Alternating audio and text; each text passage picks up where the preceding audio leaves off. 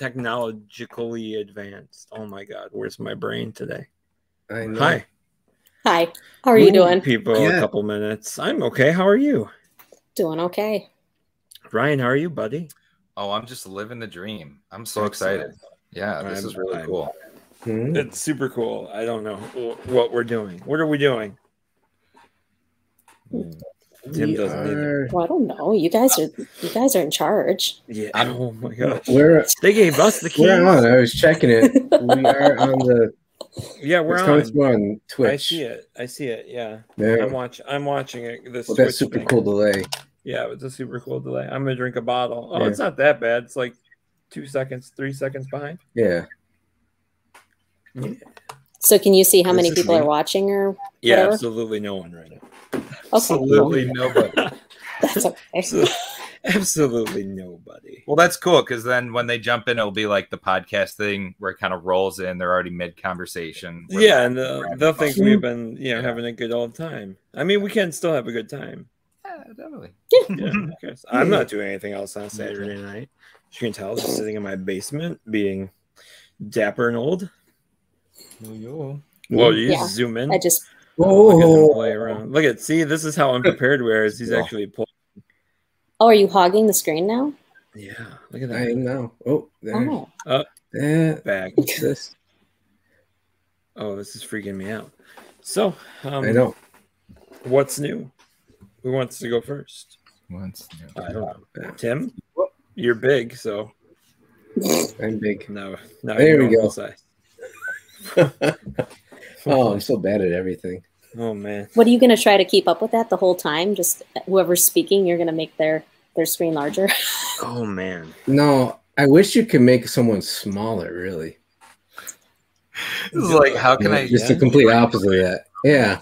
I was looking earlier, and you can, if you share your screen.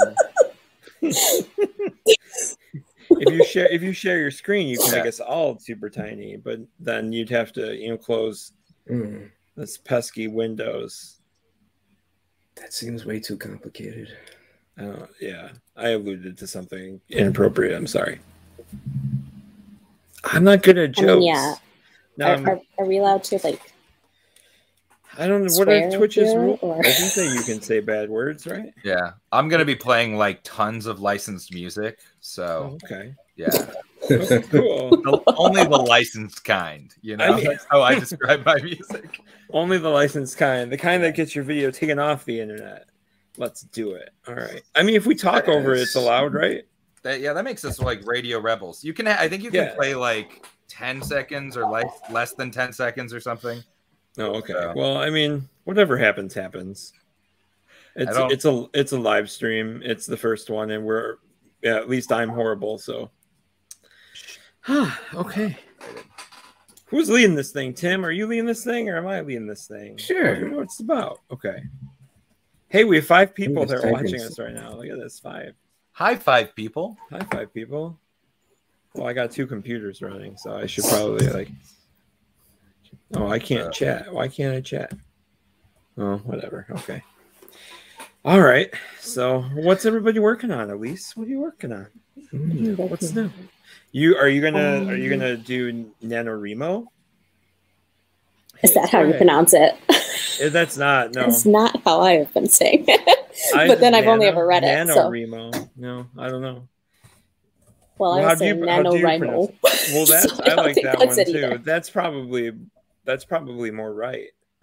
Maybe I don't know because it's right. I haven't written a novel since I was 18. I'm more of a short story comics kind of person now. Last year I wrote a script, and I've been working on it since. So we're coming up on 365 days since doing an outline, and it's coming along great. Is this the one that you got 50K into? Yeah. Yeah. Okay. No, that's a good chunk. 28K into. I came still a good chunk. Yeah. The goal is 50K, I think. But it's okay. Yeah. Mm-hmm. But it's all right. It's a chunk. It's fine. Yeah. I just finished outlining Sentience completely, the last few bits, and I'm working on a couple short stories for submission calls that I found online. Ooh, that sounds like fun. How about you, Ryan? Yeah. Ooh, yeah, I've been staying kind of busy. So I work on a webcomic called Mac Maverick, and I work on it with an amazing artist named Danielle. And so we're working on the next arc right now, which we have decided to do full Marvel style. Nice. Yeah, which is awesome.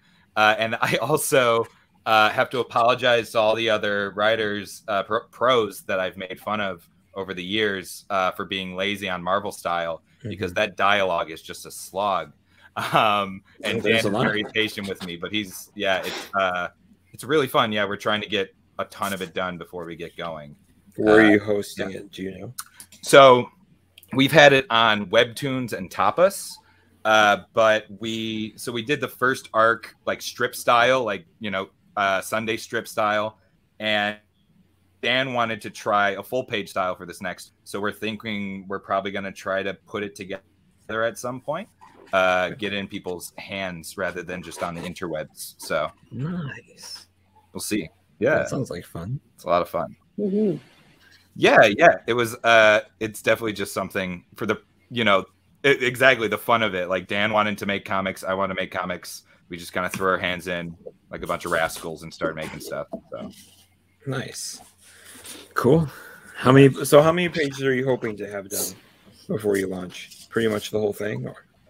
It comes down to Dan. I think total we are landing at like 35 pages, and we're gonna have a page a week. Nice. So I want to at least let him get like halfway there or something like that before we start releasing. So that sounds like fun. Yeah. Well, that reminds me of like 5 years ago when I was writing and drawing my own, and it's like the slog of trying to get a page done a week when you're raising 2 kids is wild. Yeah, I'm not drawing it, and I don't have kids, and I still feel lazy. So it's awesome. That procrastination will get to you. Yeah, just got to jump on it. Luckily, got a nice head start on targets for Band of Bards. So. Ooh.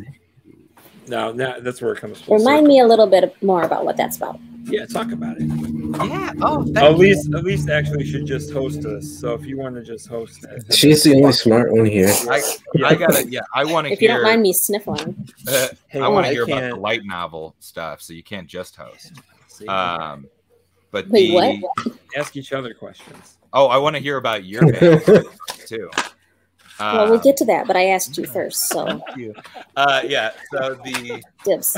So targets is. I had it described the other day as like an anti-James Bond story, which is kind of fun. But it's the idea that there's a sort of international super spy named Agent King, and he settles down with what we would consider like a Bond girl named Cherry. And they have 2 kids, and of course the past inevitably catches up with them. But that's kind of where the nitty gritty of the story is. There's a lot of kind of hectic spoiler stuff in the first issue, which I'm really excited for people to like see. And it's kind of about this. I think there's a big thing today, especially in the past 21 years or so, that whenever somebody is personally affronted in some way, or someone that has been hurt, I think there's this acceptance, this like burn it all down mentality, right? So like, you hurt me or someone that I know, so I can like destroy you in any way possible, right? The revenge story, the vengeance story. So this is kind of an exploration of like, how far can I take that while still having the audience kind of with me? And when do I want them to sort of lose me on purpose? That was a very thematic, vague description of it. Yeah, but that's targets in not a nutshell, of just a bag of nuts. I think that's way too on the inside a little bit. But I'm pretty nutty too. It's a nutty book. It definitely is. I came up reading like really, really old comics that were passed down from my grandfather. and then like 90s comics that were given to me by my uncle. So I sort of have like, instead of a left brain, right brain thing, I have like nice comic book brain and like chains, metal, you know, and like violence brain. Yeah. So that's kind of the mix there. And I kind of wanted to see what I could do with that in the spy genre. I feel like it's definitely something that whenever I watch something with anything spy, you know, related, I feel like there's just some moral questions that we're just letting slide. You know, and no way. Yeah. No way. Everyone is super nice in a spy thing. And I guess that's also the sort of idea when I said about kind of the audience being with me and against me is I want this book to still be really fun. You know, it's still a spy story. So there's still really big action scenes. There is some kind of dark humor in it. But then I kind of want to twist it back around and be like, well, were you really supposed to enjoy that? Like, you know, that kid just killed somebody. Like, you know, spoilers. But you know, it gets in the weeds, you know, kind of in a goofy way, and then you kind of realize you're stuck with some moral ambiguity, I guess. Yeah. Oh, I love that. Thank you. That's kind of like why so many people have liked the Daniel Craig Bond movies, right? I don't like the Daniel Craig Bond movies because they have a ton of plot holes. I liked like 2 of them, and then I was like, oh, he's not getting hit in the nuts anymore with a roll. That was so painful to watch. I don't even have nuts. Oh my god! Everybody else cringes. Yeah, in my mid-20s, it was probably mid-20s, right? It was a while ago, and I just remember that scene. I'm like, why are they cutting out the bottom of the chair? Why is the chair getting cut? Oh, you know, that might be the scene in the movie that I have the most vivid memory of. I think so too. That and like somebody dies. I mean, a lot of people die, but someone important does. My useless brain holds in every single like death in a Friday the 13th movie. Weirdly enough, like I found myself thinking about the reboot today, and there are a couple of choice ones in that movie. Tim's getting frustrated with me. You're fired, Tim. Yeah, I think I have the power to mute you. Probably. And when they were starting to cut the hole in that chair, I knew exactly what was about to happen. So that probably says a lot about the two of us. Yeah, I was like, "What's happening? What are we doing that for?" I know.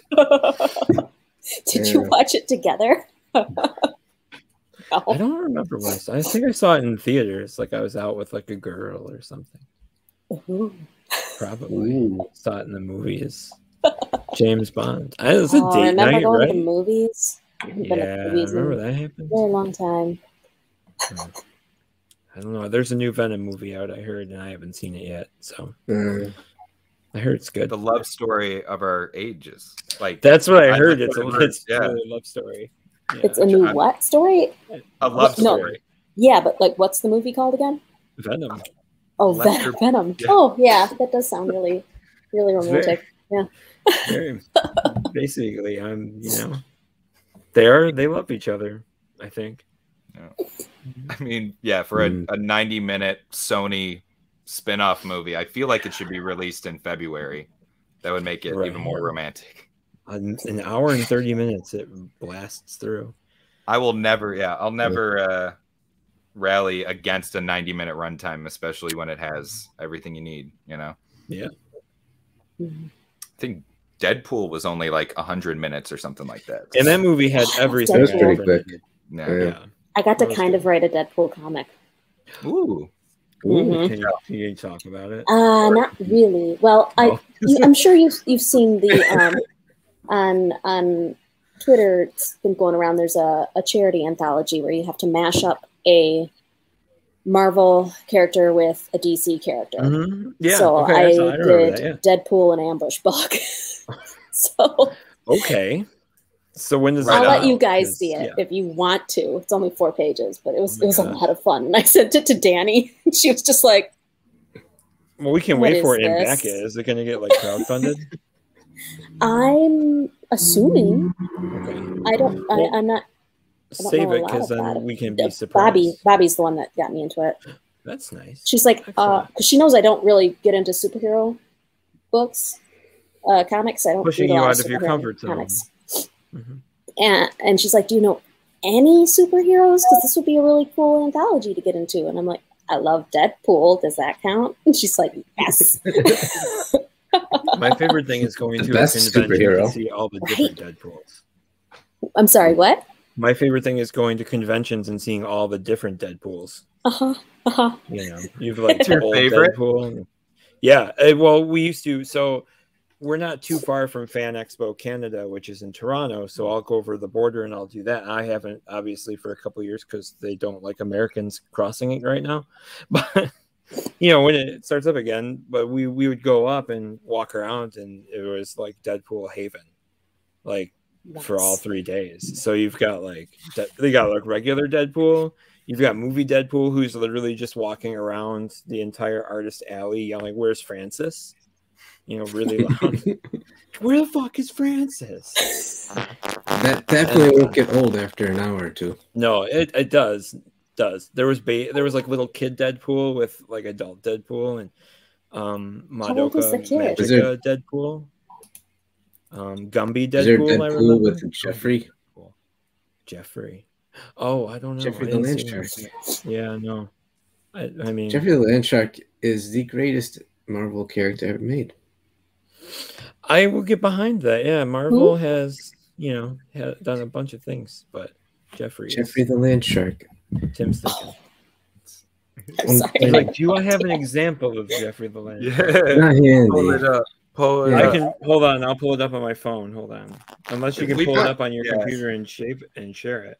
If This we is put the old land shark on technology. here, just watch our All right. view. Just like Jeffrey the Land Shark. He's very cute, actually, and you.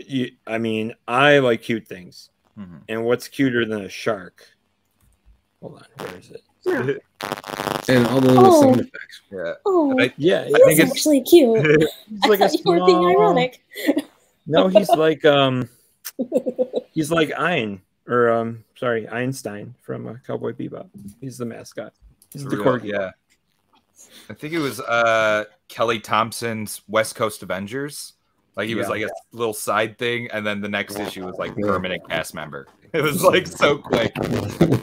People loved him too much. That run that they did with King Deadpool, that was really cool, and Jeffrey was in that quite a bit. Are you guys having audio issues? Yeah, I heard a little fuzz. Okay, all right. We'll be, you know. Yeah, okay, hold on. Jorge says the Deadpools aren't as bad as the loud droids with ear-piercing whistles. Holy shit. What is happening? One of the droids. Yeah, it's one of the droids, actually. Thanks for pointing that out. I don't know, it's like R2-D2. Have you ever run into an actual R2 at like a con? That's fun too, because I haven't been to a con yet. Oh, it's like it's somebody to really like Like it riding all. around in a garbage can. But That just seems like it would get really uncomfortable and probably sweaty. yeah. The elaborate cosplays at cons are. Just wait till The you upside being inside the Oh, it's R2D2 him is that's that you doing got it. your own like bathroom. He's fired. It's you. Because you're What'd you do, in break the it? can already? Yeah. Ew, man. I worked on a Star Wars like fan film, and we had like a Gronk droid in it, and I think we went through like 4 kids because they were all getting like overheated, and it was just a garbage can with just like legs on, and we were like, okay, we can only let you be inside this garbage can for 15 minutes. Tops. Like we're just 15 minutes tops in the can. all you could was just, you know, it was a garbage can with the bottom cut out, so we just took it and then put it on the next kid and was like, all right, let's get a take in. That's good. But that Child droid labor. yeah, I've never. Yeah, I'm sure it was a fan film. Did so you get in nothing- the Did you get in the can at any Yeah, point? did you get in the can? No, I wish I got in the can. That'd be awesome. I just like held like lights or something like that. Just standing there like, oh man, I wish I could get heat exhaustion. These Jorge's droids are- seen actual like radio controlled ones that are like movie accurate. Oh, Yeah, like the That's BB-8 cool, too. one that like rolls and stuff like that. That must be. It's That's weird. gotta see that Go stuff ahead. all day. That's gotta be crazy. Yeah, I was gonna say, like, you're going from booth to booth. Like, you're like, all right, I'm done shopping. Now I'm gonna move to the next one and have R2D2 just like power through the middle of the road, Through all the traffic, just like, knocking over all the dead. Put a plow on the front of them. That's awesome. Maybe The- that's why they bring them to cons. You kind of have your Opens party it up. to see, if you will. Yeah. Yeah. They I can't wait until I can go to a con. Cons are fun. They're stinky. So my advice Stinky? is, yeah, stinky. It gets really bad. Definitely, make sure that you're washing, because a lot of people won't. It's called con crud. It'll get you sick and it'll kill you. It's like kennel crud. I used to work in a humane society. It's kind of like what you pick up on an airplane, goes around right? at cons? Except worse, because there's like 200,000 people there, and it just travels from person to person. It's a petri dish. Exactly, and it mutates with every person that touches. So when it finally gets So maybe that's why they're in the can. That's probably where COVID came from. Actually, it wasn't a bat. It was a convention. It was con. It was Anime Central in Chicago. It was. I think C2E2 technically was the last convention. I was there, and like all of the Italian artists were missing. And then my networking thing was I gave out Purell. And everyone was, so that was kind of people bathe in that there. Even don't still, use the shower. Yeah, even still, I got con crud. Like it wasn't COVID. But everyone was like being so careful. No one was shaking hands at that point already, and I still felt gross like a few days after. Is it just like a cold? Yeah, just kind of nice. Almost like your allergies hitting you all at once.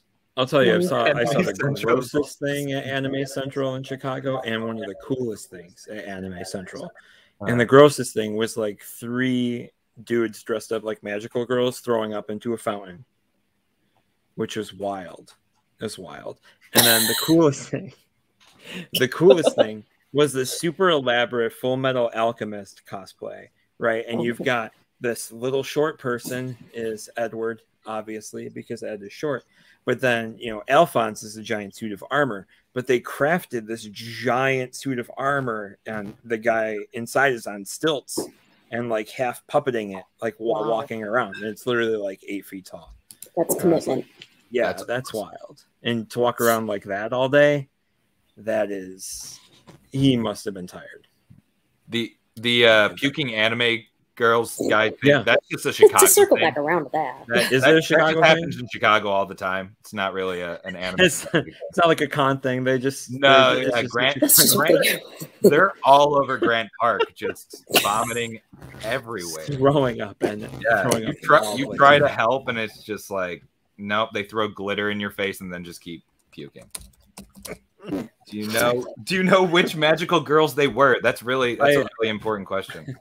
I do. Could you see past the vomit? So it wasn't like, unfortunately, when you think of magical girls, you think of like all of Sailor Moon, like together, all the different Sailor Scouts. But it was kind of like a mix, and I believe like one of them was Sailor Neptune, and one of them was Jorge, test my knowledge of characters. The magical girl that likes Pocky from Madoka Magica. What is her name? That has the weird long chain thingy with the spear on it. And come on, Jorge, you're in the chat. Help me out, man. You know the answer to that. And I can't remember the third one, but there was 3, and they were all dudes. And I like that kind of cosplay. It's my favorite. So, they were just throwing up. The pukey kind. It was more funny to me. Sorry, I can't get past that. That's okay. Our hotel too, like up on our so the way that the place in Chicago, and I think it's like the Hyatt, but it has like 4 towers, so it looks like a giant castle and then a bridge over to the convention center. but it happens like within like the actual like hotel and the convention center. And we were in one of the castle ramparts, I would call it, and someone pulled the fire alarm first night, that's also a great con thing when you're staying in a hotel when they pull the fire alarm.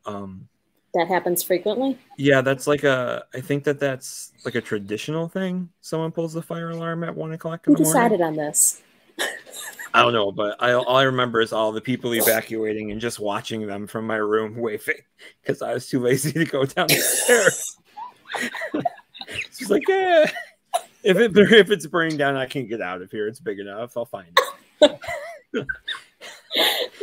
But I opened the door and just to kind of look outside and see what was going on in the hallway. And I'm old. I'm going to be 39 at the end of the month. But does anybody but me remember when Cartoon Network aired the show Big O during Toonami? No, it's like a giant robot anime, and the Big O was literally lying on the floor outside my room. Sorry, it's true. Big O. Big O is awesome. This old. Awesome. Yeah. So it was a cardboard cutout. It wasn't the actual robot, but like I have to find the picture. I have a picture of me with him. That's my story. That's all I got. I'm just trying. I have no kind stories to share. No? But you do have some stories to talk about. Oh, Tim, unplug and plug that sucker in. Take your mic and pull that sucker out. Reset that mic. Pull it out and pull it back in. Is it bad? Yeah, it's pretty bad.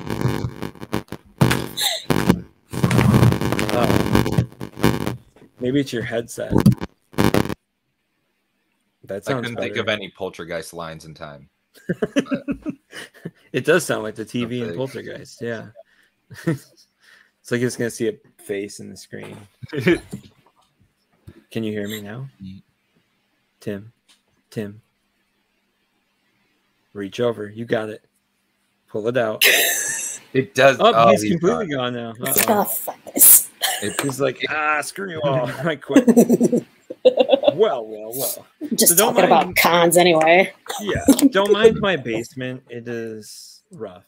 Over there, I got it's a basement. My kids' clothes.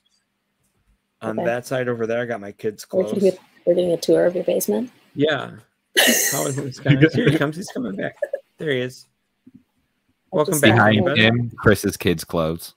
Yeah, behind him, my kids' clothes. Yeah. Behind Ryan, my kids' clothes. Behind Elyse, my kids' clothes. My kids' clothes are everywhere. It sounds like Electro. He gets to pick up their shit. I was going to say, we need to bring it back to Amazing Spider-Man 2. As how do you get your kids to pick up after themselves? Oh, I thought you were going to ask, like, how do you get your kid to watch Amazing Spider-Man 2? Because he's just not vibing with Jamie Foxx. Like, it's not happening. I haven't seen that still. Is that bad? Yeah, is that bad? I'm going into this movie not knowing what even happens in that. I saw the first one. I think the lizard. Yeah, it's weird. Both of those movies, the Amazing Spider-Man movies, are weird because it's like your favorite parts aren't the Spider-Man parts. Like the best parts of those movies are Peter and Gwen just talking to each other, which is like the director Mark Webb who makes romantic comedies and stuff.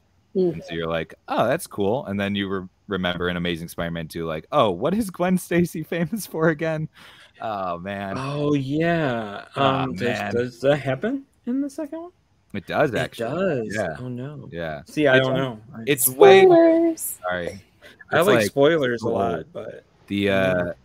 You like spoilers? I do. I spoil every single movie before I go see it. Like I already know what happens in Venom. There might be carnage because I read about it and maybe watched a little bit of it. Everyone in the chat, drop your favorite spoiler right now. Yeah, ruin movies for me. Let's make this is going to be the best live stream ever. Everyone's just going to hate each other. Something I haven't seen. Sacrilege against stories. I will not stand for it. I'm going to try to think of movies I haven't seen because I've seen it. I mean, I'm we've all seen a lot of movies because movies are movies, but something I haven't seen I want to have spoiled. The Devil Wears Prada. I've never seen that. I heard it's good. The boyfriend is an asshole. Spoiler. Is he? They're always assholes. Pretty much. Yeah. Is there like an underdog guy who kind of comes in and wants, tries to fix everything? Okay, no, so but she just gives up her job because he was upset that she didn't really do a lot for his birthday because she had a lot of stuff going on at work. So she just gives up. She just gives up her job. That literally sounds like Sweet Home Alabama. Oh my God. I think it came out like around the same time. It's definitely one of those movies where it ages worse every day because of that. You're like, why would you give all of this up? This guy is also working super long hours. He's also like, I like Devil Wears Prada. The best line of Devil Wears Prada is by all means move at a glacial pace. You know how that thrills me. I use that. So now I probably have to see it. So my wife got me to see Made in Manhattan. No, maybe not. I mean, Meryl Streep is good. It's not a good movie. There's a lot of like fashion porn. If you're really into boots and stuff. I love boots. Like thigh-high boots. Okay. Yeah. That's that's in your criteria. Yeah, that's like action, you have some in your comedy, basement. That's literally every anime that's ever come out. So we can just go there. It's fine. Thigh-high boots. Can they do flips in them and kick? They don't do any. Does that happen in the movie? Oh, Devil's Wear Prada's not one of those. No. It's like an action movie. No. I mean, I think that would probably solve most of the problems with the plot, but it would be awesome if they had like a very intricately choreographed fist fight, like on desks and stuff like that in that movie. I think Emily Blunt would sell it. She would have like a Matrix level like battle in the building. Yeah. Stanley Tucci's guy throws like a measuring stick and it like lands in the wall or something like that. Stanley Tucci, I liked him as an actor until he was in that one movie. I can't Lovely remember what Bones. it's called. Yeah, and then I ever since that happened, I hated him, and I was like, "Wow, you were really." The book was so good, but they really messed up the movie. Yeah. Wait a minute. They fight to the death for the extra ticket to Paris. Yes. That's what happens. Yes. The Devil Wears Prada. That's it. That's amazing. All right. Well, it's only Emily Blunt or Anne Hathaway. Tim is like, I have nothing to add to this. We have gone down a rabbit hole here, folks. Checked out. I think we could do 20 more minutes of Devil Wears Prada and wrap it. How's that sound? Yeah, we just talk about that for 20 more minutes. Sorry. I can do it. I took up all the time. Tim probably had a lot of stuff that he wanted to say and talk about. And Let's talk about prospects. Let's talk about it. We can do that. Tim, go talk. What's prospects? What is it? It's a comic. Where's Max? Tired? He's not here. You can have a little nap if you need one. Yeah. Naps. Yeah. Prospects is a comic by our buddy Max, who amazingly put 3 of them together and financed the first 3 all on his own, which is wild. They're like a very, very much very much a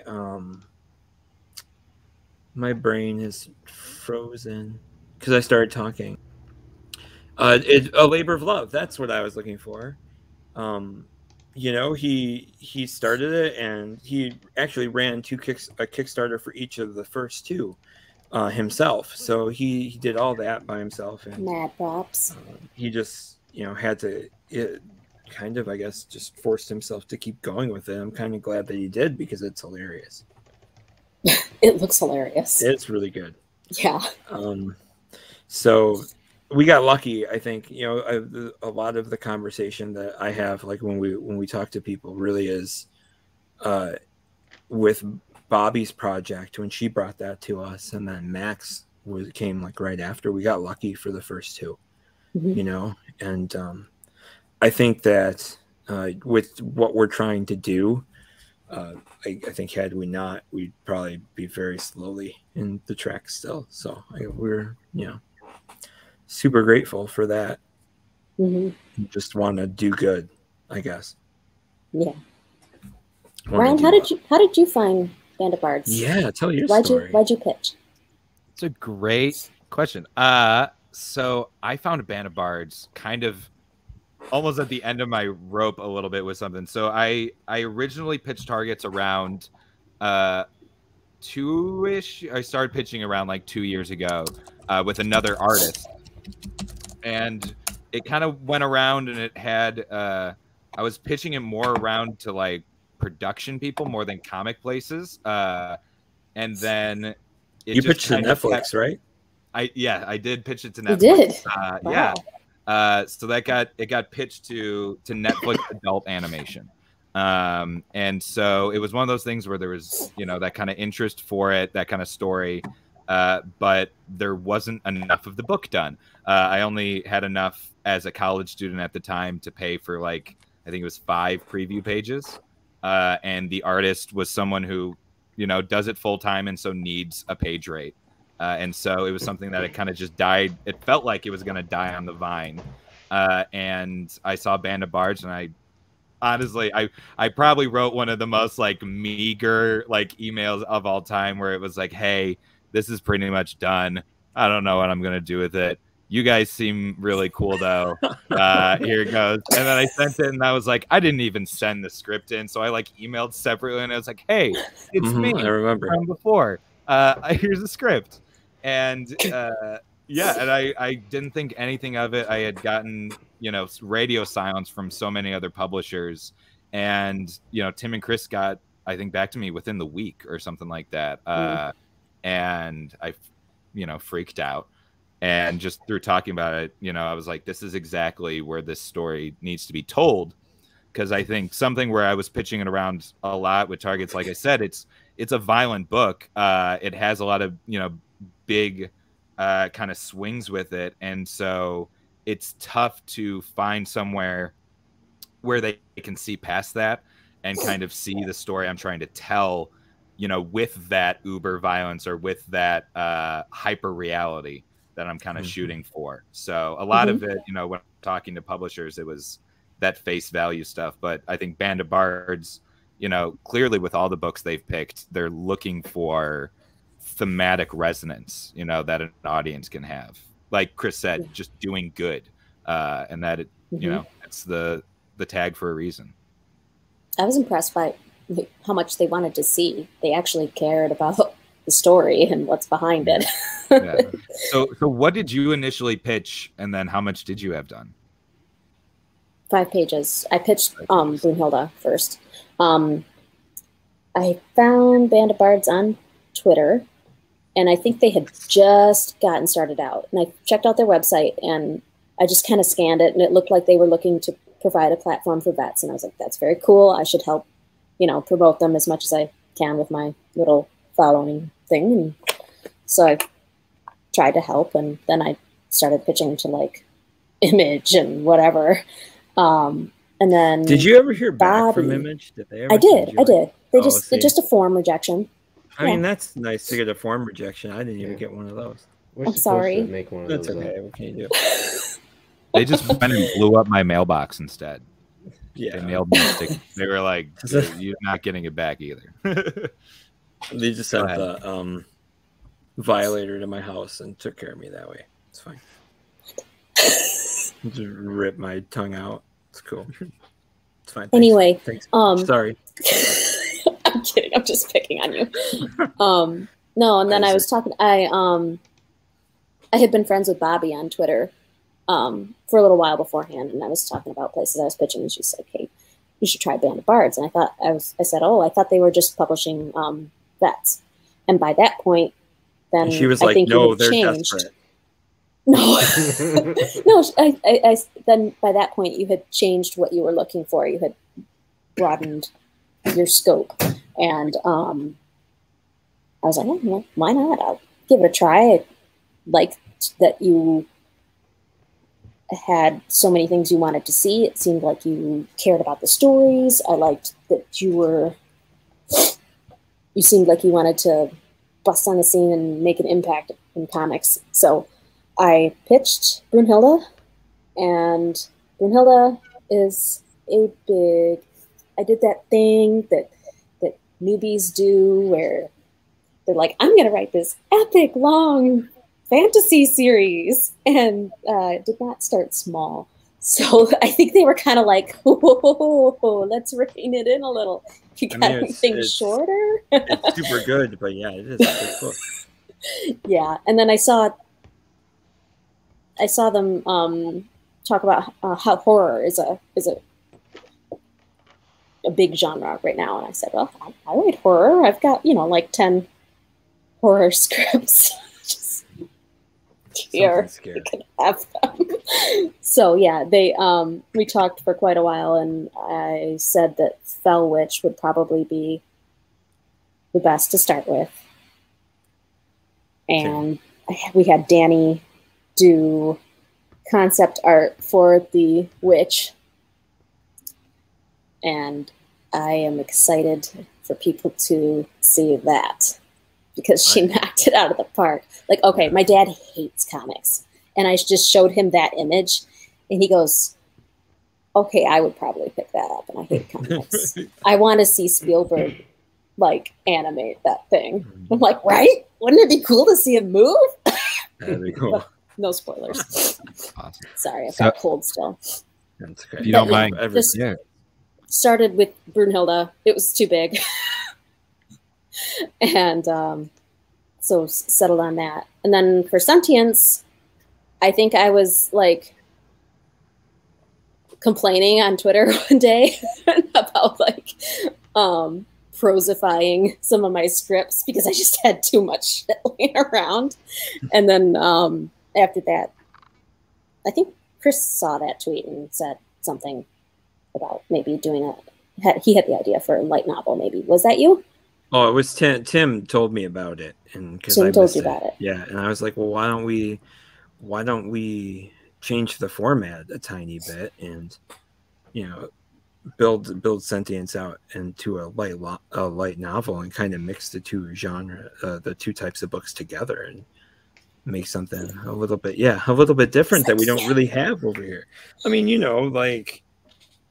Barnes and Noble has a manga and light novel section, but a light novel is, when you think about it, it's strictly a Japanese thing. So finding its way over here would eventually do it, like manga getting bigger every year as it does, and eventually find its way probably. But it just it kind of felt organic with that story a little bit, and it made sense. It wasn't something that I thought was going to take away from it. I thought with the amount that you wrote, there's a reason that you went as far as you did. So to keep it in that format or to change the format probably would do it a disservice. So Elyse, it kind of, if you don't mind me saying, it seems like you really have a knack for world building stuff. Are you a fan of lore, kind of writing that out and stuff? Yeah, okay. So if a series has a whole separate book that's about the land and the creatures and the history, I am in. Yeah. I live in my own head, and I always have, because I'm an only child and I grew up in a neighborhood with a bunch of old people. So I was just always writing stories. That's awesome. I used to deliver papers, and along my paper route when I was a kid, and I'd have we had a Radio Shack where I grew up. So I went in there and got the first digital recorder that they had. It recorded on a compact flash card, which are huge. And so put the thing in my pocket and literally would walk around like a crazy 17-year-old kid, just speaking ideas for comic stories into the recorder, so I wouldn't lose them, because it takes 2.5 hours to deliver this paper route. So it's I'd be wasting time if I didn't. Then I'd come home and draw the characters, right, and do the whole character creation in my room. Oh, yeah. I wish I could draw. I do. Yeah. I'm not very good. Well, you're better than me, so push. That's kind. Rod Serling wrote his scripts the same way. He would have the tape recorder. Yeah, literally sit there and be like, interior. And he did it walking a paper out when he was 17. Yeah, that's the same. Yeah. Would you imagine the looks from the old people I used to get? Like they'd just be like waiting for their paper, Whatever. and I'm walking up their front steps Yeah. to just put in the door, and I'm like just describing like, then this character just pulls out their sword and cuts down this person right in front of the guts spill out onto the ground. Those people they probably call my parents and be like, so your son's crazy and needs help. I mean, as long as you weren't like describing a sex scene, that would give them a heart attack. That would be weird. Yeah, a 17-year-old kid talking to himself about to who are these two people? Is one of them you? Wait, you're like 17 years small. The self-insert character on your tape recorder story. Mm-hmm. Oh, that's something. And then when I mean Jerry. Jerry. When Jerry Super Coolman. The coolest guy on the planet walked into this building, and everyone was just like, wow, that's Jerry. He's really good. Jerry, not Chris. Totally Jerry. You know, I got a microphone hanging down from my face, and it's just like heavy breathing as I'm talking because I'm saying this thing, but also huffing along on my bicycle filled with newspapers. Yeah. They're here somewhere, the tapes, hidden in a box. The Chris tapes. Digitize them and put them on Twitter. This is what you get. I think your kids will probably have a heyday with that too at some point, right? Yeah. I hope not. I had to throw those away. Burn them. Don't you dare. I did too. Like, when I started my paper at like 13, probably, I used to like verbally write Sonic the Hedgehog cartoon episodes too, because I was addicted to that video game. So I was just like, and about that time was like the Jaleel White and Steve Urkel used to be the voice of Sonic the Hedgehog, and that series was out. So I was like, these characters are cool. So I'm gonna do like verbal fanfics into a recorder while I'm delivering papers too about Sonic the Hedgehog. That's so awesome. No, it's not. That's awesome. It's so awesome. Wait, you know what okay. Not to nerd. I have my 4th grade journal in here that also have Sonic the Hedgehog. Right there. It was there. I was like, I'm moving around and stuff like that. But the Sonic was cool. Sonic was cool. Sonic was always that's the thing about Sonic, if you think about it. That's his only personality trait, is that he's cool. He was made to be cool. Like, so. I mean, when they first announced that movie and they showed him, he didn't look very cool. He did not look cool. He did not look cool. I probably was going to be okay with it though. Like I feel like I saw the Sonic the Hedgehog previews and I was like, I mean, okay. But then the rest of the internet wasn't, and they're like, well, we'll change it. It's fine. They delayed it though, which is like the thing you got to give them props for. Yeah. They didn't leave those animators in the dust. Yeah, they had extra work to do. Yeah, like, you guys got to start over. I know that we, the producer, told you that this is what the hedgehog's supposed to look like, but the people said he's supposed to look different. Yeah. So start over. Thanks. I mean, there's a whole. That's I do a lot of post production as like a side gig and stuff like that, and it's even on the very small end, the way that like animation or like, because the joke on sets, right, and in like film schools and stuff is like, oh, we'll fix it in post, right, if they mess something up. Oh, we can always just like add a green screen or a fake tree or something. But like every time you say that is like 100 hours for one very stressed out like contract worker or something like that. So I liked how they handled Sonic the Hedgehog more than they handled the Cats movie, because the Cats movie, I think they had like 6 weeks total to like make that happen. Ooh. Let me ask you a question. James Marsden, so he went from playing Cyclops to just being the go-to guy for movies with animated characters? That's a really good, because he's in the Hop movie. Like Sonic. I guess, I mean, if you really want to frame it that way, the X-Men movies were him and a hairy animal that was Hugh Jackman. He was still playing second fiddle the whole time. Yeah. Oh, man. That poor guy. Cyclops sucks. Cyclops. Oh man, he was probably in that, and he was like, "Man, I'm the perfect Cyclops. I look just like Scott Summers. Yeah. Just put it on me, and I'm like Scott Summers." And then the movies come out like, "Well, Cyclops kind of sucks." Didn't you watch the cartoon? I know, he gets punched in the gut in the very first episode. That's true. You get conditioned right off Disney the Plus get-go has been to understand that Wolverine is the best X-Men, and Scott Summers sucks. yeah.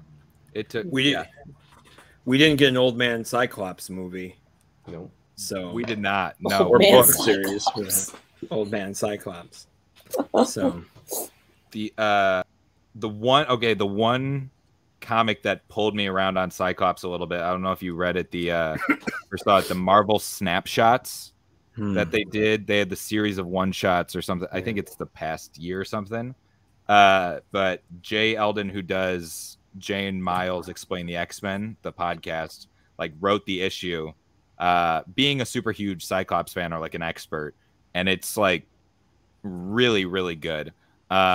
He's from at least my reading, and I think it was intentional by Jay.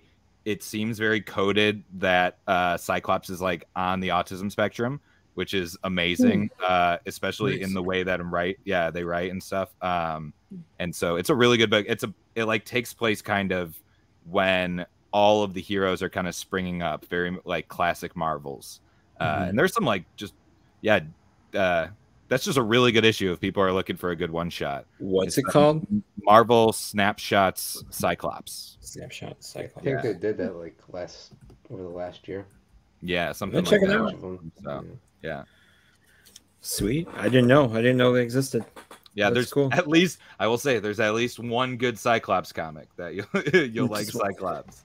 One could save the character for me. It's fine.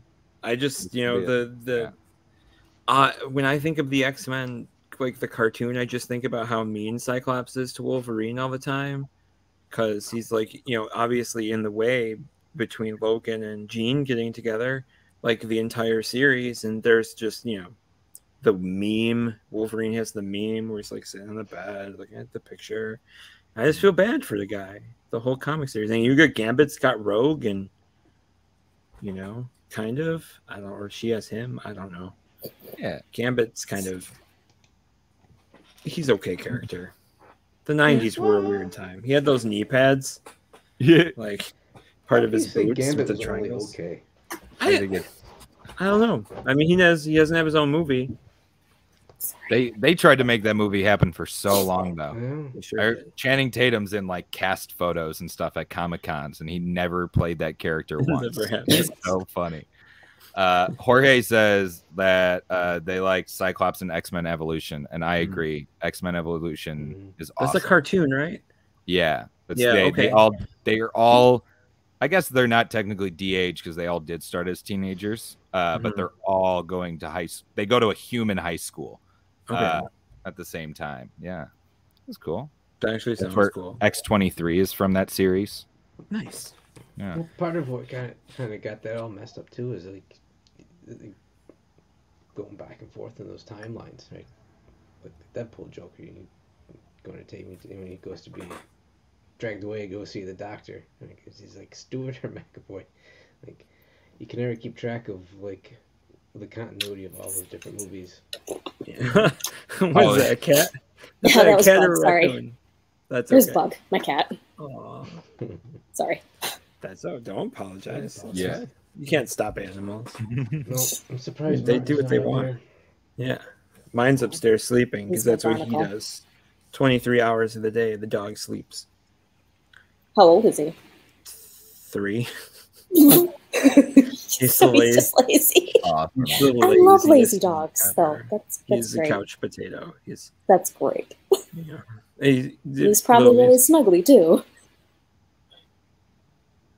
Oh, okay. Jorge said that it's where mutants aren't well known. They had to keep it a Right. secret from people. That makes sense. Right.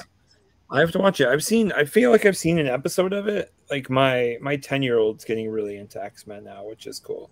She likes like Marvel stuff, and she's seen a few movies. Like I let her watch Guardians of the Galaxy when she was like 5. and she learned a couple of things and showed a couple of things to her mom, and then I got in trouble, and she did that thing where she goes, Dad, let's watch a movie. Yeah, Dad said, Dad, let's watch a movie, and it's PG-13. Oh, what was it? She's like, Guardians of the Galaxy. This is my 10-year-old at 5. You're in the background like, narc. Yeah, I'm like, what are you doing? She's like, check it out, Mom. We're not going to be able to do this anymore. Literally cranks up her middle finger at her mother. And I heard about it for a long time. So when are you seeing Guardians 2 together? Have you watched it together already? She's seen 5 years ago, right? So, yeah, she's seen she's seen most of them. She hasn't seen. What hasn't she seen? She's seen most of them. She was not a fan of Thor: The Dark World, which is I don't know if anybody is, but she likes the Guardians movies. She did not like Infinity War, mostly because it's really long, and kids can only sit for so long at a time. I've learned. That's true. Before they need to move. Yeah. So you'd pause it and start over. And she used to call Thanos the big purple grape because he looks like a grape. Right. Yeah. But she did. Movie came out like Go ahead. Yeah. Well, she did kind of guess the future though, because I remember. Has everybody seen the last episode of What If yet? No.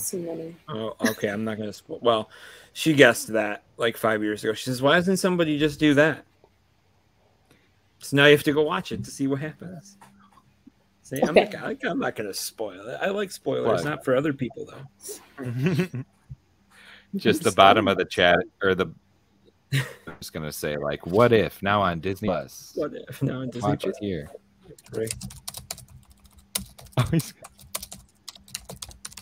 I don't know who was typing.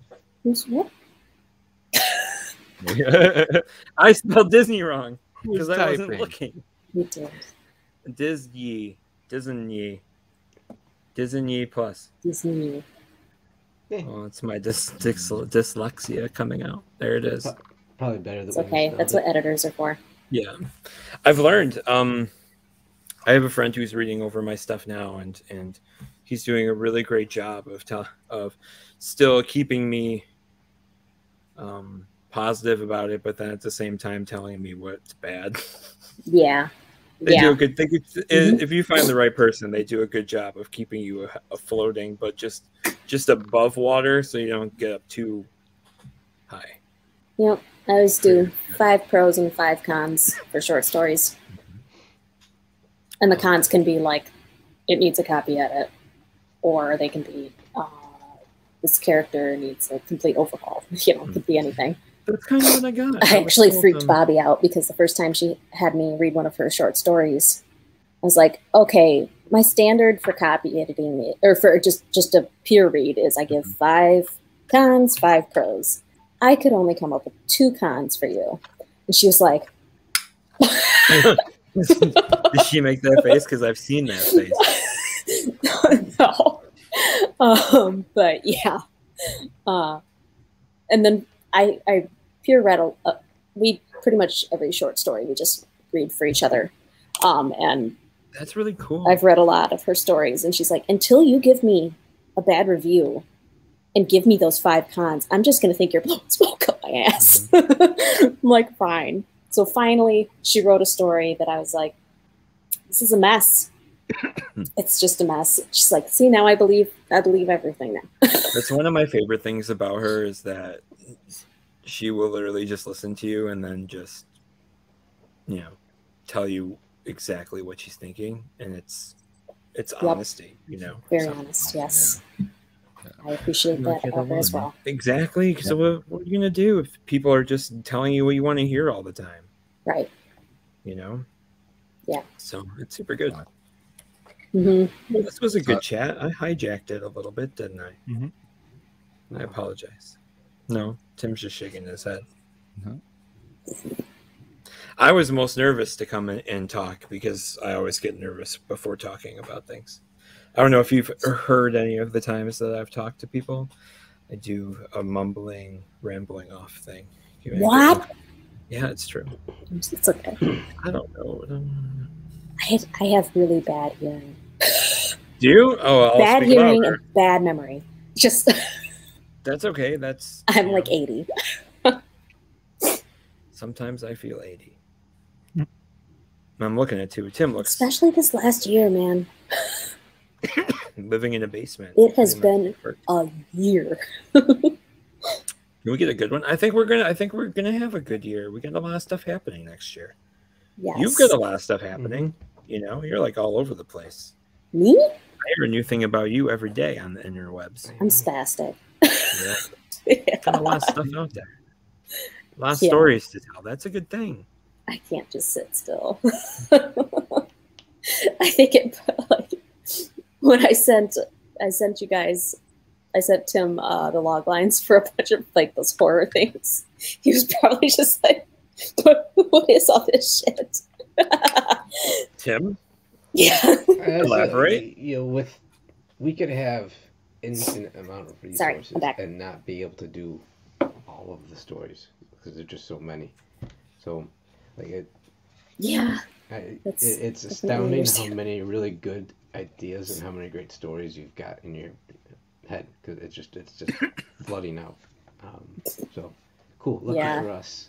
Yeah, thanks. Me, I'm gonna fixate on one for like 10 years until I get it right. So I'll be dead. But it's cool because we're able to work with some of those different formats and just do a whole bunch of different things. So it does keep it fresh and it is fun to kind of play around and explore those different formats. I'm looking forward to the light novel and then just that series of shorts. A few other of those things that we were talking about the other day that we can't probably talk official yet, but now I want to know. Yeah, I know. Probably some things in the pipeline for 2023. I just I don't want to keep you guys because I used all this time to talk because my mouth wouldn't stop moving, but to be very honest with you, I with Max and Bobby for sure we got super lucky on the first two books, but I think as well and with everyone that came to us in the next year, especially with both of you and your books, we feel equally as lucky. And me myself, I'm grateful always, but very grateful that you're giving us the opportunity to be the steward of your stories and do our best to bring them to everybody as well as we can, because that's a privilege to me, and I'm extremely grateful for it. I appreciate what you stand for. So I mean, I have only been in the comics industry for this year and I've already seen so much shit. It really does need help, and I think that you guys have the right idea. Hopefully laying the foundations, right? You're definitely the kindest publishers that I have spoken with. That's for sure. Like by a long shot. That's super nice to say because sometimes I feel like a jerk. No. Yeah. It's the imposter syndrome. Yeah. Forever. I mean, I feel that too all the time. I think Tim, most creators do. Do you? Okay. It's not just me. I'm just the one that's hyper talking about it all the time. I can't stop. Well, I can't stop, won't stop. Is that a Miley Cyrus song or something? I don't know. Tim. What's it? It's talking about Chappelle show. Like, Oh, is it really? No, it's not. Yes. Is it really? Yes, he does the one skit where he's doing like what was the MTV show with P. Diddy, and he had like making the band or something like that. Oh yeah, okay. Right. So it was a spoof on that, and Chappelle was playing P. Diddy, and you know, they kept having like just ridiculous moments where he's in front of all the like prospective rappers and, you know, just talking about ridiculous shit, like sending them to on a challenge to go find breast milk from a Cambodian woman in New York I City. feel like I've seen. Okay, I feel like I've seen that now. So maybe that is where it's from. So, but Yeah. he's about to like wrap it up with them, right? And he's like, "Bad Boy Records, can't stop, won't stop." It's just like the most ridiculous shit. What was that again? It's a Chappelle show, right? He does a little shimmy like that. I mean, it's Love an like, impressive impression. That's awesome. yeah, it's hard for me. And I screwed my back up earlier. There was a bad car accident. We had like 3 car accidents today. You were in a car accident? You were? No. 3. Yeah. Oh, no, with the okay, okay. EMT with EMT, right? Yeah. Yeah. So. Oh yeah, congrats. Oh, thanks. Birthing But- babies. Oh my god. Yeah, have you done Yeah. that? Has that happened? Have you done one? Oh my god. This could be terrifying. You'll do fine. Oh no, but yeah, it was a busy day for the fire company. But like, Listen, I knew a guy once whose wife was in labor, and he was driving her to the hospital to give birth and got pulled over, or he pulled over because she was having the baby in the back of his car. Oh, that poor thing. Yeah. So he's inside and on with 911. At the same time, a cop pulls behind him and turns on his lights. So as he's telling the story, he stands up out of the back of the car and he has blood on his hands. And the cop pulls his gun on him Oh no. right in the middle of the street with the spotlight on it. And he's like yelling at the officer. He's like, "Officer, you know, giving his story like my wife is having a baby in the back seat. There's an ambulance coming, and the cop's got to come over." And you know, gun in his hand, he tells the story. And the cop looks into the back seat and sees his wife, and the cop's just like, "Wow, shit, that sucks." That poor woman. Yeah, right. Like, holy cow! Like your husband almost, you know, just got shot for murdering you. That's the story they'll tell. Oh my god. That would be terrible.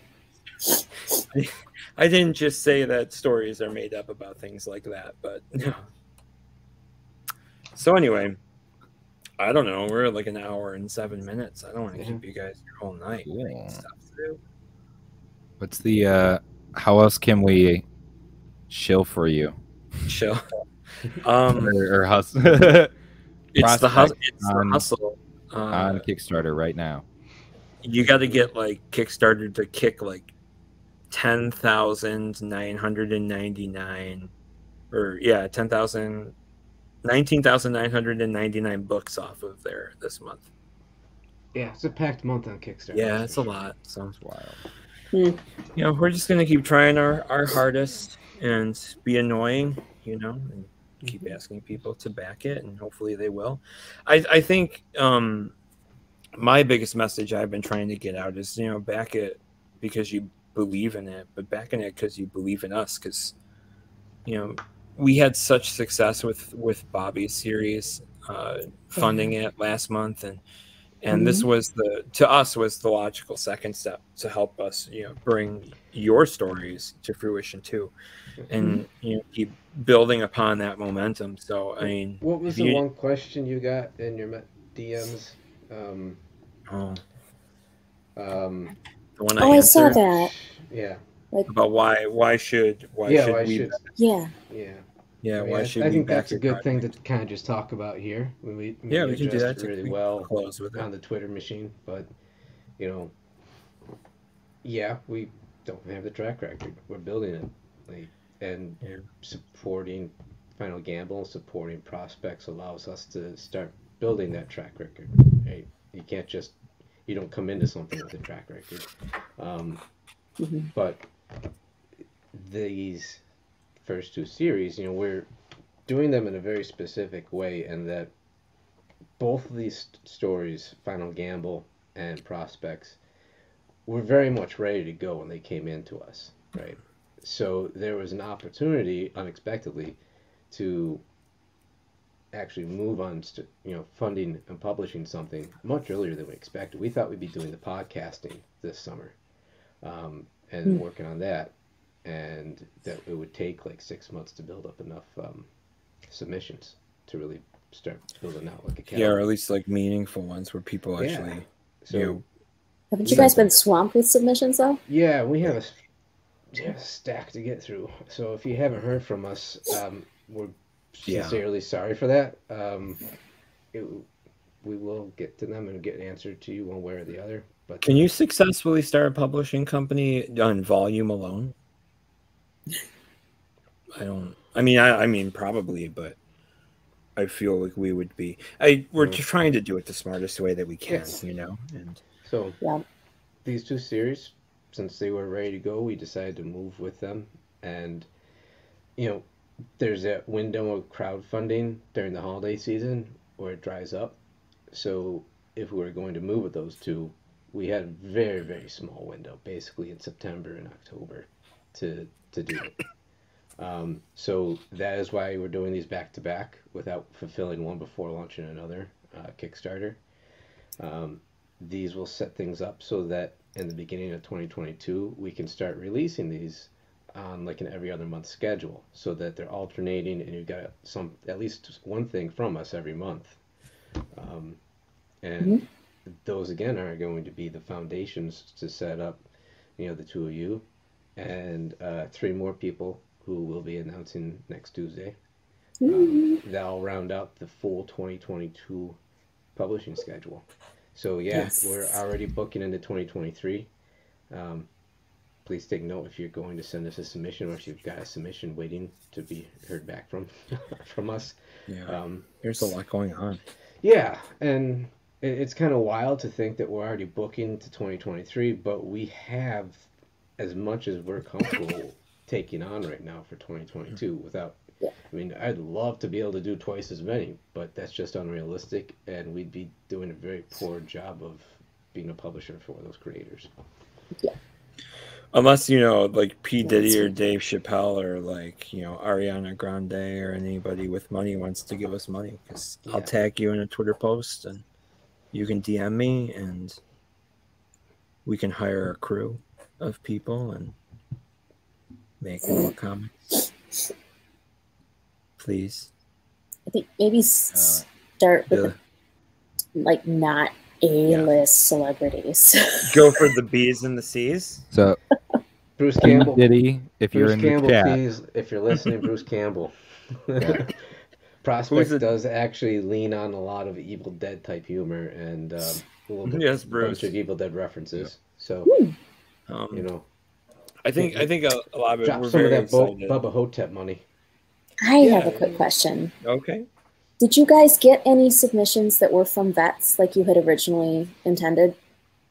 We've gotten contacted by folks interested in doing interviews. Like I said earlier, we thought we'd be doing those podcasts starting in like July. At least doing the interviews, if not actually putting them out. So I had lined up about half a dozen different people willing to be interviewed for that. So with that kind of unexpected shift in the timeline there, I think that's one of the things we'll be doing here in this break between when Prospects ends and we start fulfillment in January, February on Final Gamble. We'll be doing a little bit of reassessment of the Kickstarter campaigns and how we're doing this. We'll be doing a lot more live streaming. The interviews for the In Your Service series can start up, which streaming like this. The idea for those interviews is to kind of blend a straight audio, longer format interview. But before even getting to that, first having that guest on a live stream like this that's a little bit more informal. It gives a little bit more audience engagement and allows folks to answer some questions directly, and then maybe we could go more in depth into some of that in just a straight audio podcast interview. Gotcha. Hopefully between those two things we'll get a couple hours worth of content, and that should be enough to at least do like a smaller short story as part of an anthology out of that person, if not several longer ones. We've been kicking around a lot of different ideas for stuff to happen. In Your Service is important, so What's on there, but I think with the last year and when we started in March, it ended up really being, if we're going to publish comics, we have to expand out past that idea and then bring it back in and kind of do like a full circle type deal with it. But so are you going to be announcing who's next in line after Prospects then? Like who's going to come out of the gate in 2022? Or have you already announced that, or can you not say that? He uses paper.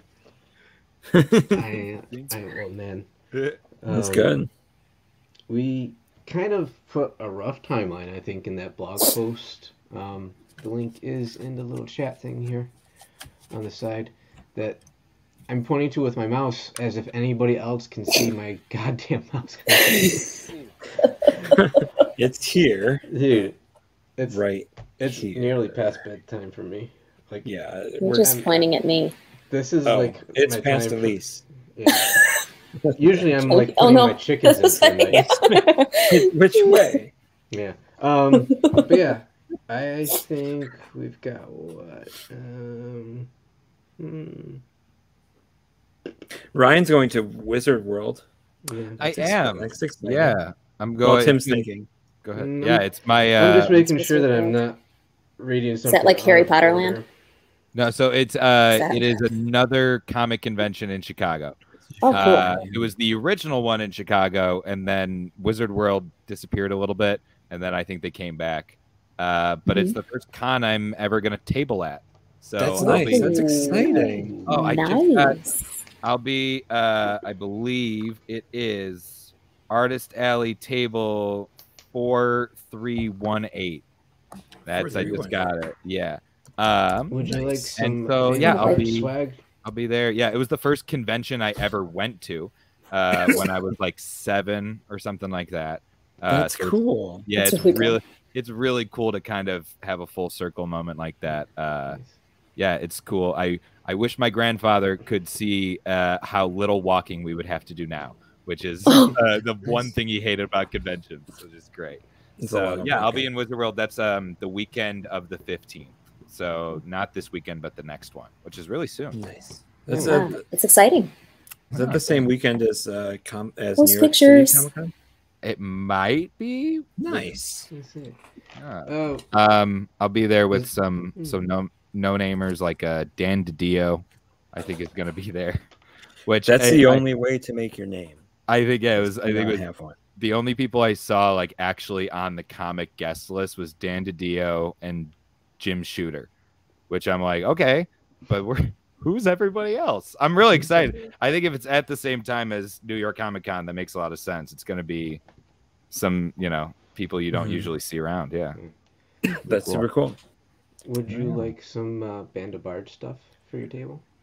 Yes. I didn't want to ask for nothing but free stuff, but I will give free stuff away for you or all that good. I mean, and take some for yourself. Yeah.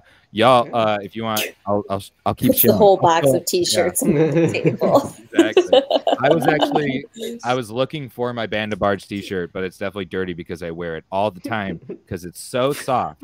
It's a mixed polyester and it's a heather gray, and it's available right now at bandsofbards.com/ I don't think that's the store name, but thank you for shilling for us. Yeah, the Band of Bards store is great. It has a ton of variety. You can the tote bag notebooks, and I can put so many books in it. It is strong. Decent sized? Because that's what we were hoping. My bag? Yeah, everything I that can go grab it and show everything it to we put you. on there was we wanted to make it meaningful too, right? Because I always thought having your logo on a bag was weird, but Tim made a good point. Like, well, we want people to carry around their books. Yeah, I think that's one of the ones where I saw that. And I was like, oh, these guys. Oh wow, it does look nice. Yeah. Look at that. Ooh. Tim's reaching for something too. Yeah. I've always got at least Make the tote big. A neat thing that we could probably put together that would fit in there well these hard boxes. I got it I went to 3D in Lancaster the other And day. it's a hard box. It's like a hard box. It's magnetically little magnet there, but it fits right into a What's tote. in there? You can put Oh, your comics in there for kinda traveling. wow. Tim's always looking for Yeah. new unique ways to he put our logo threw on things. It's just a regular old like a binder kind of That thing. is And he my threw a cover in there. that is my favorite actual. When I was growing up, that was my favorite issue of Spawn because that's Yeah. when he got his new costume. Was it 22, Ah. 21, 20? Oh my god! Yeah, 22. 22. See, I knew the first one. No, See? I was I excited. know something. I got a shit ton of old Captain America comics. Yo, that's cool. Nice. Oh, Yeah. I'm a little I'll say, 'cause jealous. the very first comic I can remember reading was this old Cap comic, and I'm hopeful that it's one of these two. I gotta read them and find out. You gotta open it to find. Is this it? There's a scene where oh, like cool. Crossbones chucks this big ass knife, gets Captain America in the thigh, and it's like a poison knife. And his Cap has to like yank it out and suck the like poison blood out of his own leg and stuff. And that's just like always stuck out in my head because I was probably like 6 when I read that. I was like, oh. Like, wow, that's cool. So like I'm like, super excited to open those up and read them to see if that's one of them. It's really cool. The Mhm. and I want to hear other people's first comics. Do you remember your first comic? Who are you talking to? Everyone, both Oh. of you, I guess. Everyone. Scooby Doo. Yeah. Scooby Doo. Scooby Doo. I mean, if we're going with the stuff I read as a kid, yeah. And then I Yeah. stopped reading comics when I was like preteen. My and dad then picked it up got again me as an adult. like a. I think. Oh, I was gonna say. I think the Scooby Doo DC series is like still running. It They're is. like, I got some for my really? kids. Yeah, Yeah, they're they've got like the the mashups upper with Batman and 300. stuff. Yo, It's really that's cool. That's really cool. I love that That's stuff. super cool. Just seeing Yeah. that like in previews where they're like, "We're never gonna end." Like that's awesome. You were gonna That's say, Chris? nice. Yeah. My dad, when I was young, I don't know what it was specifically. It was like a DC. It was like It's a puppy. oh Martin Sorry. Martin Van Buren, good old Marty VB. He's like Um, he's coming up here I because would he's like like the why- backstory on that name. He's like, why aren't After you letting Chris me is done talking. outside? It's time for us to all go outside and then go to bed. It's like getting there 9:30. Dildo. We're keeping That is a we're keeping you scruffy on late. face. My dad got me like a really old DC, I guess like a 3-issue mashup. Like there was a Huntress, like a short Huntress comic in it, and then like a short Swamp Thing comic. Oh, I like it was Swamp probably Thing. like 86, like 85, 80. I was little. I was like 3 or 4. I was Was tiny. not I remember. alive. I remember Swamp Thing being really cool. I know there was some discourse a couple weeks ago about Swamp Yeah. Thing. I just want to Right. put out there that Swamp Thing is pretty cool. Swamp Thing is. I did not see this Very because I live under a rock. There's so much discourse. In I this don't remember. game. Yeah, it was All the like time. Swamp Thing is like the infinite jest of comic book Mhm. characters or some.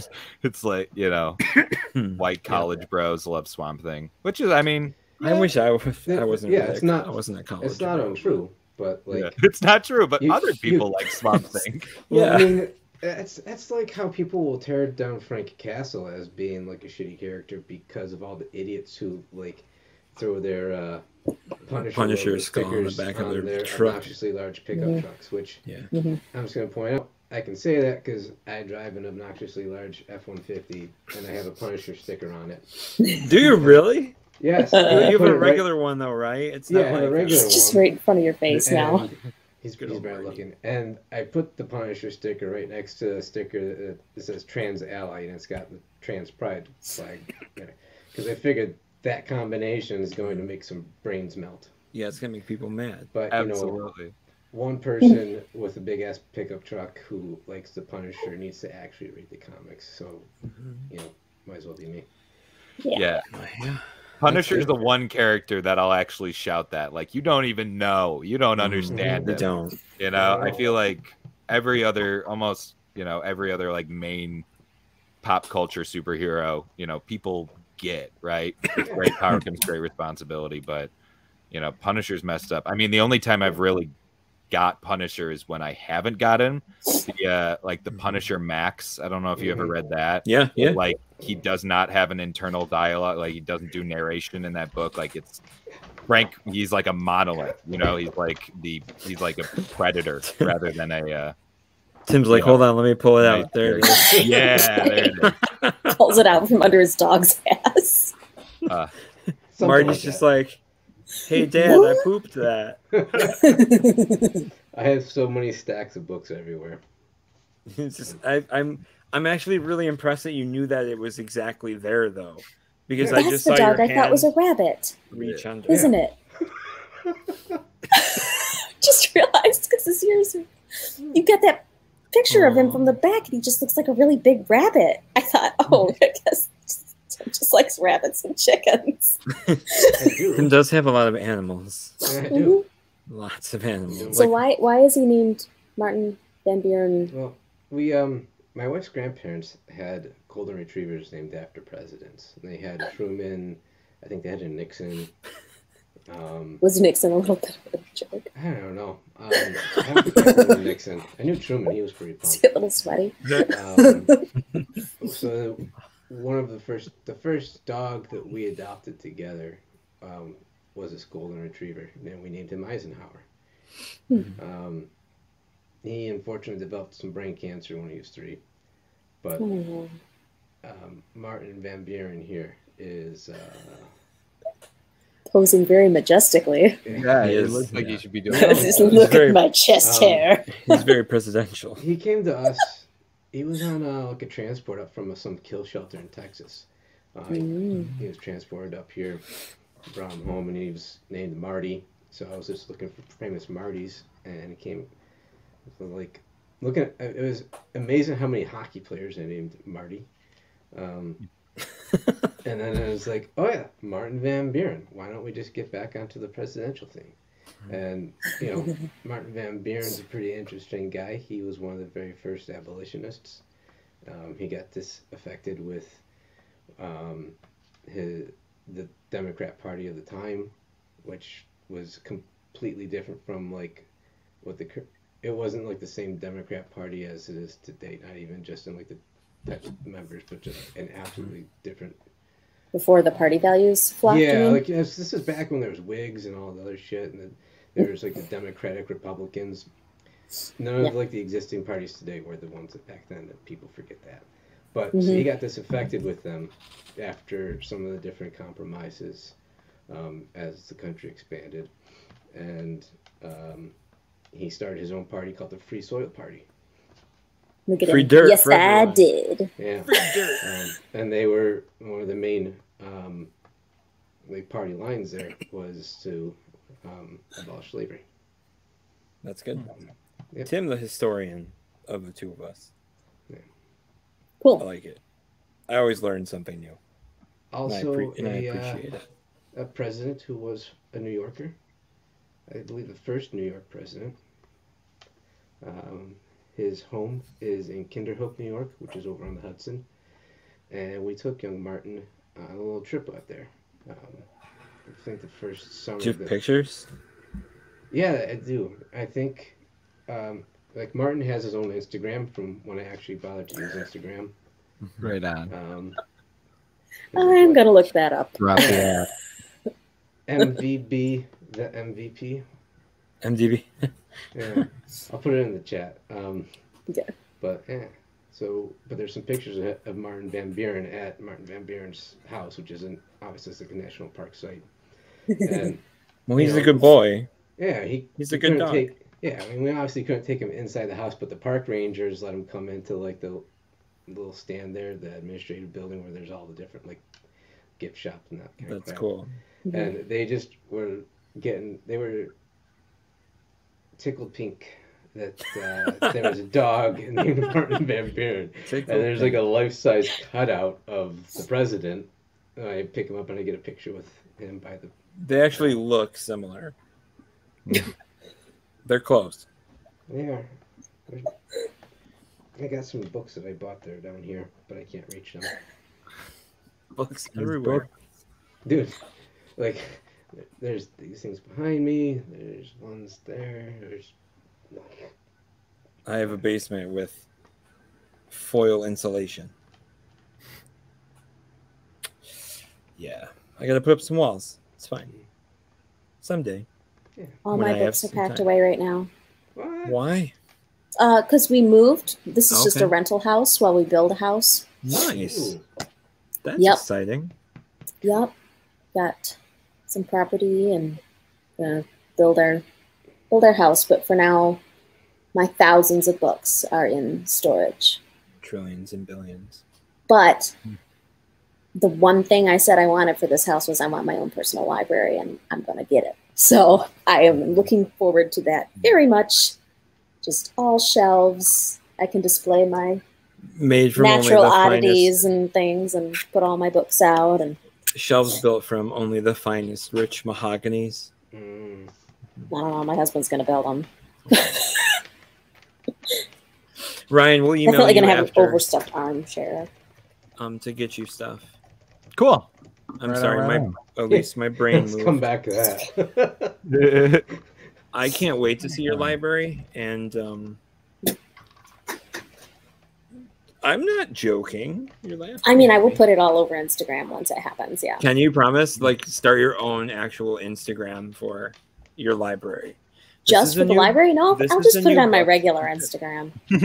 I have a hard time just like You remembering could to check create that. stop motion animations of books just sliding into their spot in the library. I don't know how to do that shit. And put it on a wire, like that scene in Ghostbusters when they're walking through the basement library and the books go do do do do do and cross them by. I feel like this is maybe something you should do now. I need a library. I need books. They're all in boxes. Yeah. I need. It's so sad, isn't it? They're like It is. smothered and alone Piled- in the dark. piled way back there. Way back. You have a big basement. It's pretty big. It's spider webby and basementy, unfortunately.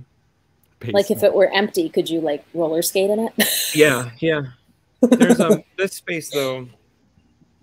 There's this space back here, and it gets pretty wide. Like but it goes all the way back, but it's like 3 feet off the ground. It's only like a small crawl space. Oh, It's like I why lived didn't you put like a whole basement there? I lived in a like 100-year-old house once that had Like carved, like dug out basements with just concrete. and then there put was a over the side of it. hole in the back where like something was, and it was just covered by this janky little wooden door. And you A monster. open it, and there was like this cobwebby dark hole back there. That's where Shelob the spider from Lord of the Rings lives. I was gonna say, Yep. is that the opening to Fell Witch? Was that the actual? It's the opening to the It's in a hole behind the foil. I was just Although like, I was the immediately first got person drawn. to I was crawl like, back there. Tell me, yeah. You crawled all the way in there. Was it Are you kidding? Yes, I finding did. dead bodies in there I used to go ghost hunting. in that hole? No, Okay. no. Did you Like bring one of these? we weren't serious. We weren't serious. We weren't on that level of. Wow, that's terrific. The 9 people that have been watching it, the 9 to 10 people that have been watching us for the last hour and a half, gonna have so many stories to tell their kids. I think we've There's pretty a much man discredited on Twitch, ourselves and he was tonight. talking about talking into a tape recorder, and there was a It was dog. really creepy. I learned about a president. President.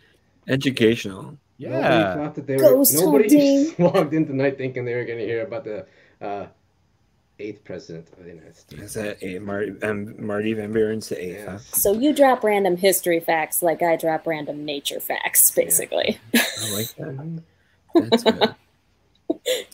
There's so many people are just. You guys are lucky out there in Twitch land tonight, watching us, and I appreciate you hanging out for the time that you did. Ryan, what do you got on this stack behind you?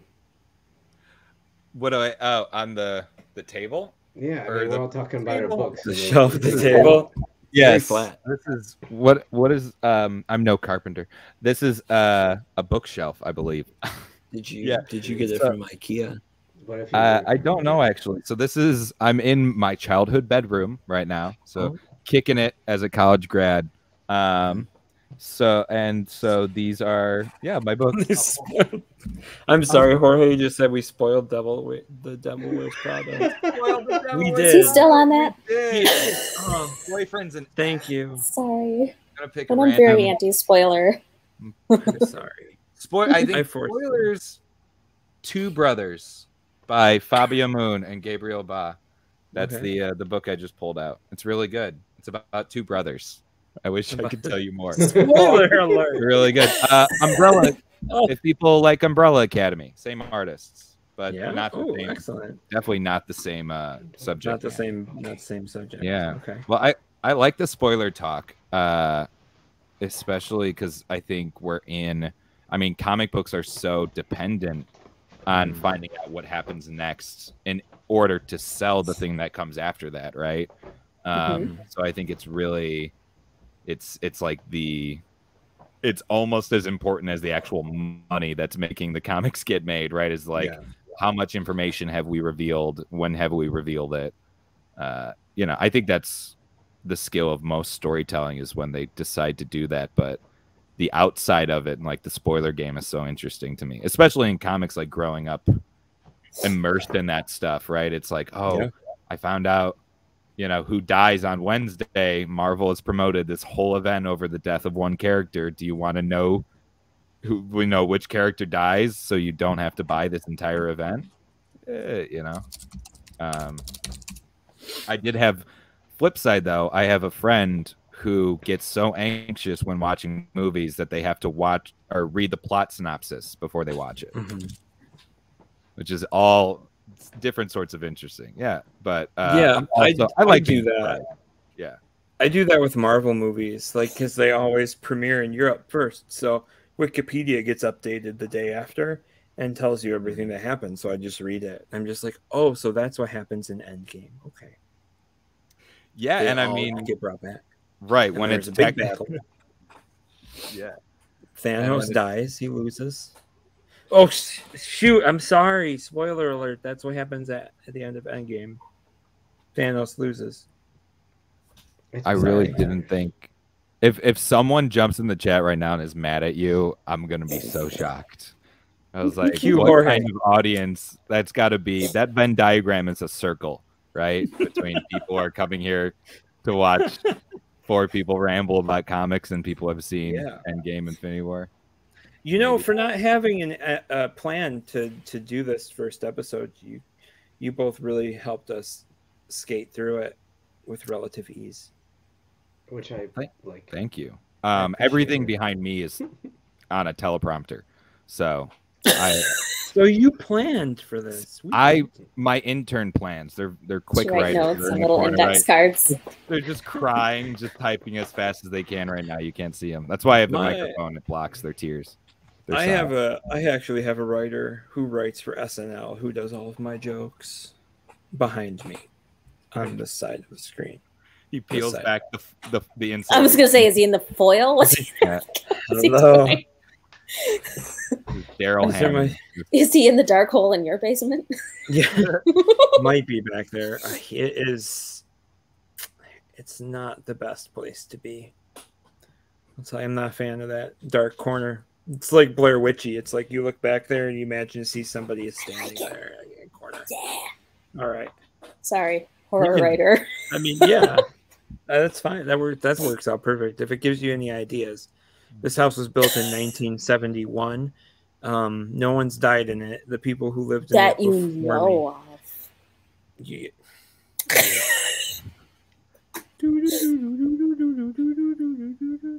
Okay, now I'm scared. I'm hearing noises. Oh god. Can you watch horror movies, or do you, I can. You just? I was just watching Mortal Kombat. That's the 2021 one, not the one from the 90s. I just watched it. Like scary how good it is. Is that why scary how bad it is?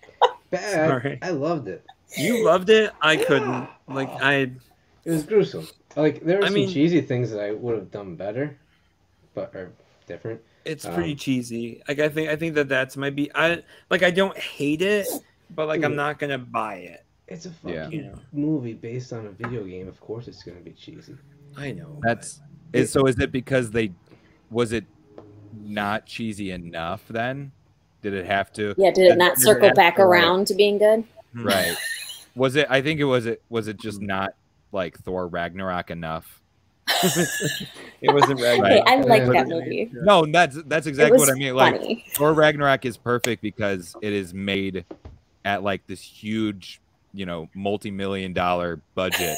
But then there's still the scenes of people just like standing around talking, looking goofy in their costumes because they are like the costumes are goofy. Like that's why they look so cool. Like that's why Kirby's designs work so well is because like you're into how weird it looks, right? It's not because you're weird. Like, this is real life, right? So yeah. My pitch for the Mortal Kombat movie when they reboot it the third time is recognize how goofy all your characters are and how dumb it is. My thing was like I make it profitable. Yeah, give it to like Ryan Reynolds or something, make him Johnny Cage, and then make the whole thing kind of a comedy or something like that. Johnny Cage. Yeah. Well, like you could. All right. Would he have a further CGI pitch? suit? Make it a bloody version of the Disney movie Bolt. So do you think so Johnny Cage still thinks that he's filming a movie, like he's like a Steven Seagal, but then he's actually transported to other worlds. But he still thinks he's making. It's like he thinks he's in a movie. Yeah. Like he's a movie star.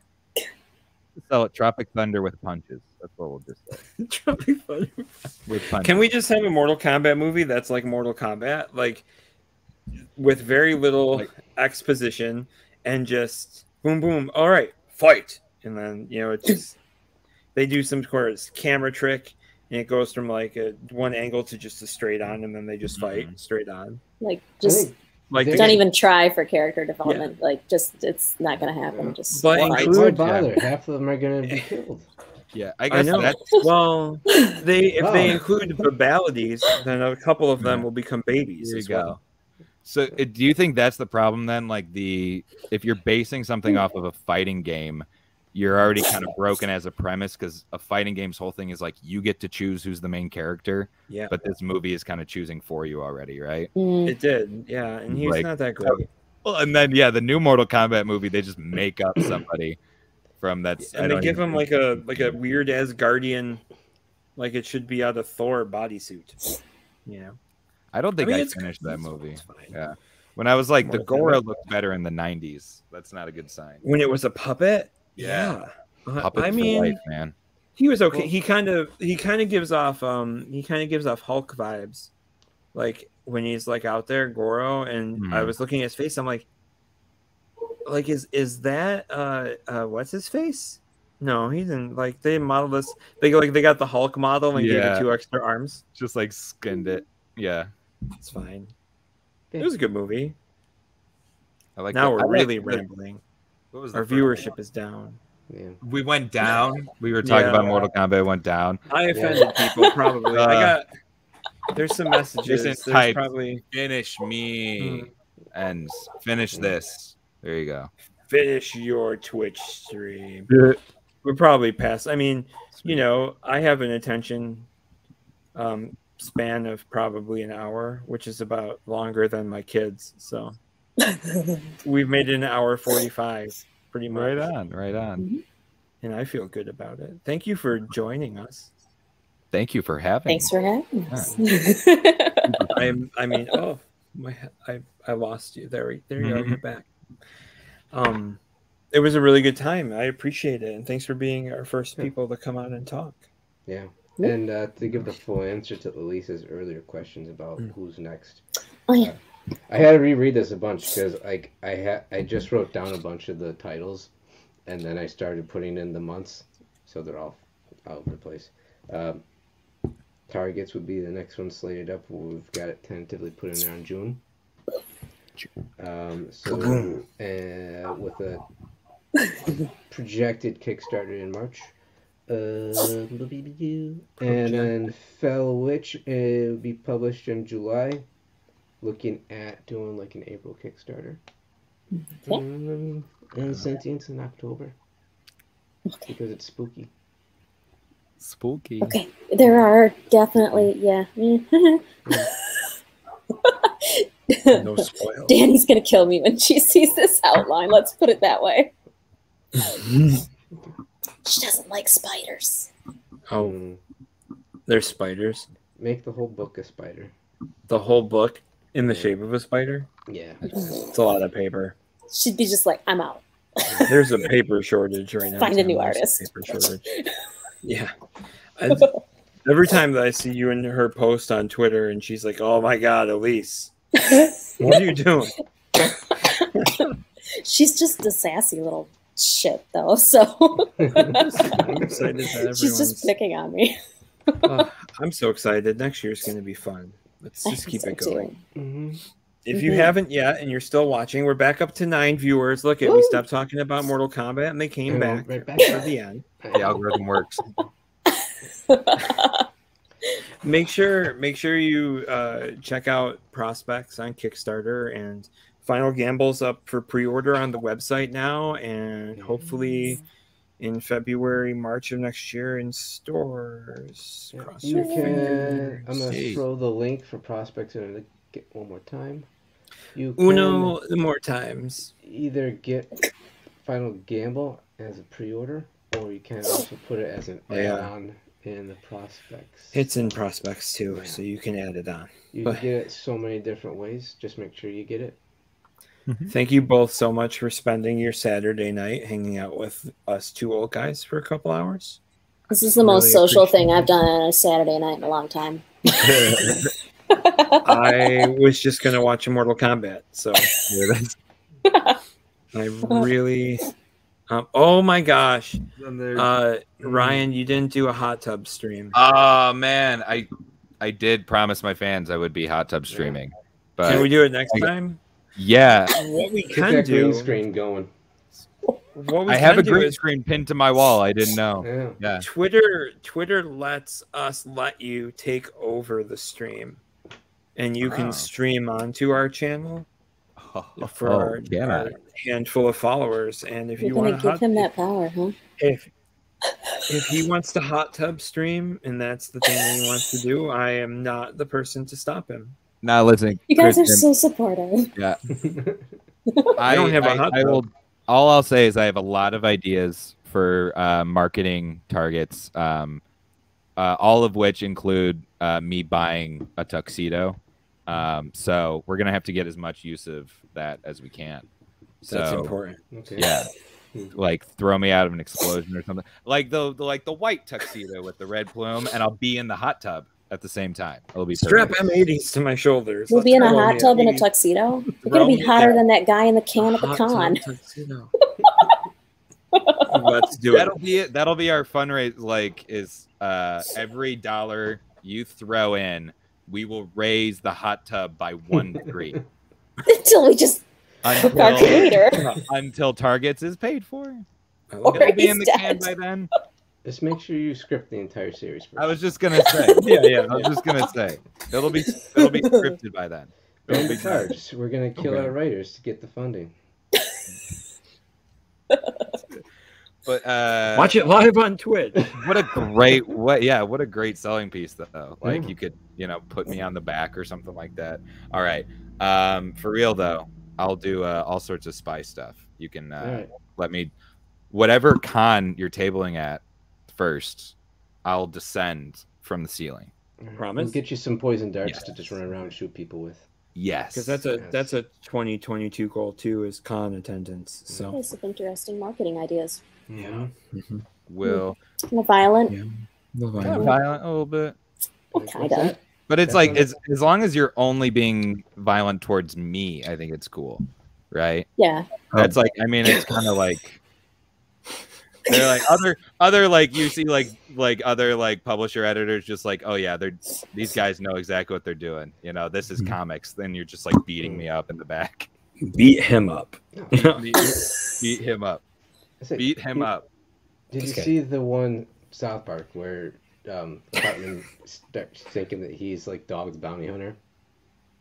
Yes. I feel like I remember it. Yeah. There's like, and he's at the end, and he's got like the fake Babs, and he's just running through like the hotel corridor, going, "Babs, where's that guy? Where's that guy? Get that guy!" Like that can be you. Your impression is right on.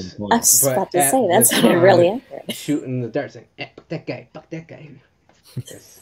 Is the kind of thing with the darts? Yes, there we go. I think we're all tired now. See, I think it's just going to get weirder from here. We crack the top 10 publishing list by elimination. We will. New York Times bestseller. So next time we meet, it will be at this time, and it's Bards and Boozin'. Okay. There you go. Listen, I didn't know. Drink and draw, but without the talent. But I was two drinks, and I'm just like eating mac and cheese in a closet. That's a bad idea. From the safety of your own home, Elyse. You're all on a computer. What you're talking about drawing with no talent. All right. Oh, look at that. That's really good. What is that? It's a Yeti literary circle. It's Yetis that come together to support each other in their writing. Is this for comic book Yeti? Yeah, that's really nice. Yeah. Is that a shirt design? It's a new logo. That's really nice. Huh? Yeah. I feel like the Yeti would appreciate that. I like this guy right here. Which one writes poetry? It's a really good one. Which one's the poet? This one, because he looks the most distressed. Yeah. The orange one looks like he has anxiety, which is reflective of me. Are we trying to decide which Yeti we are? Oh man, we're taking it now.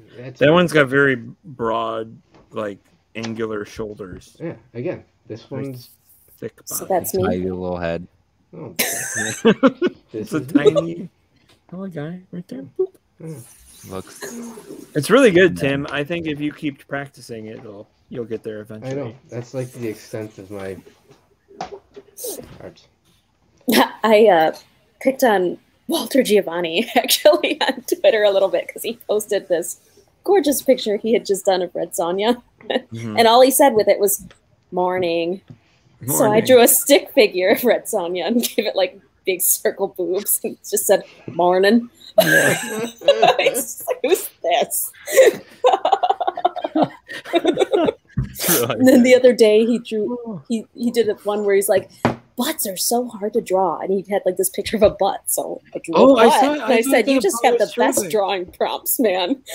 Yeah, he said that he can't draw dude butts, and I thought that butt was really impressive. I was like, that's actually a really nice looking butt. You could bounce a quarter off that ass. That was a nice butt. That's like Chris Evans' ass and Captain America's ass. I'm like, shut up. Here, look at this is a bad ass. I will draw you an awful.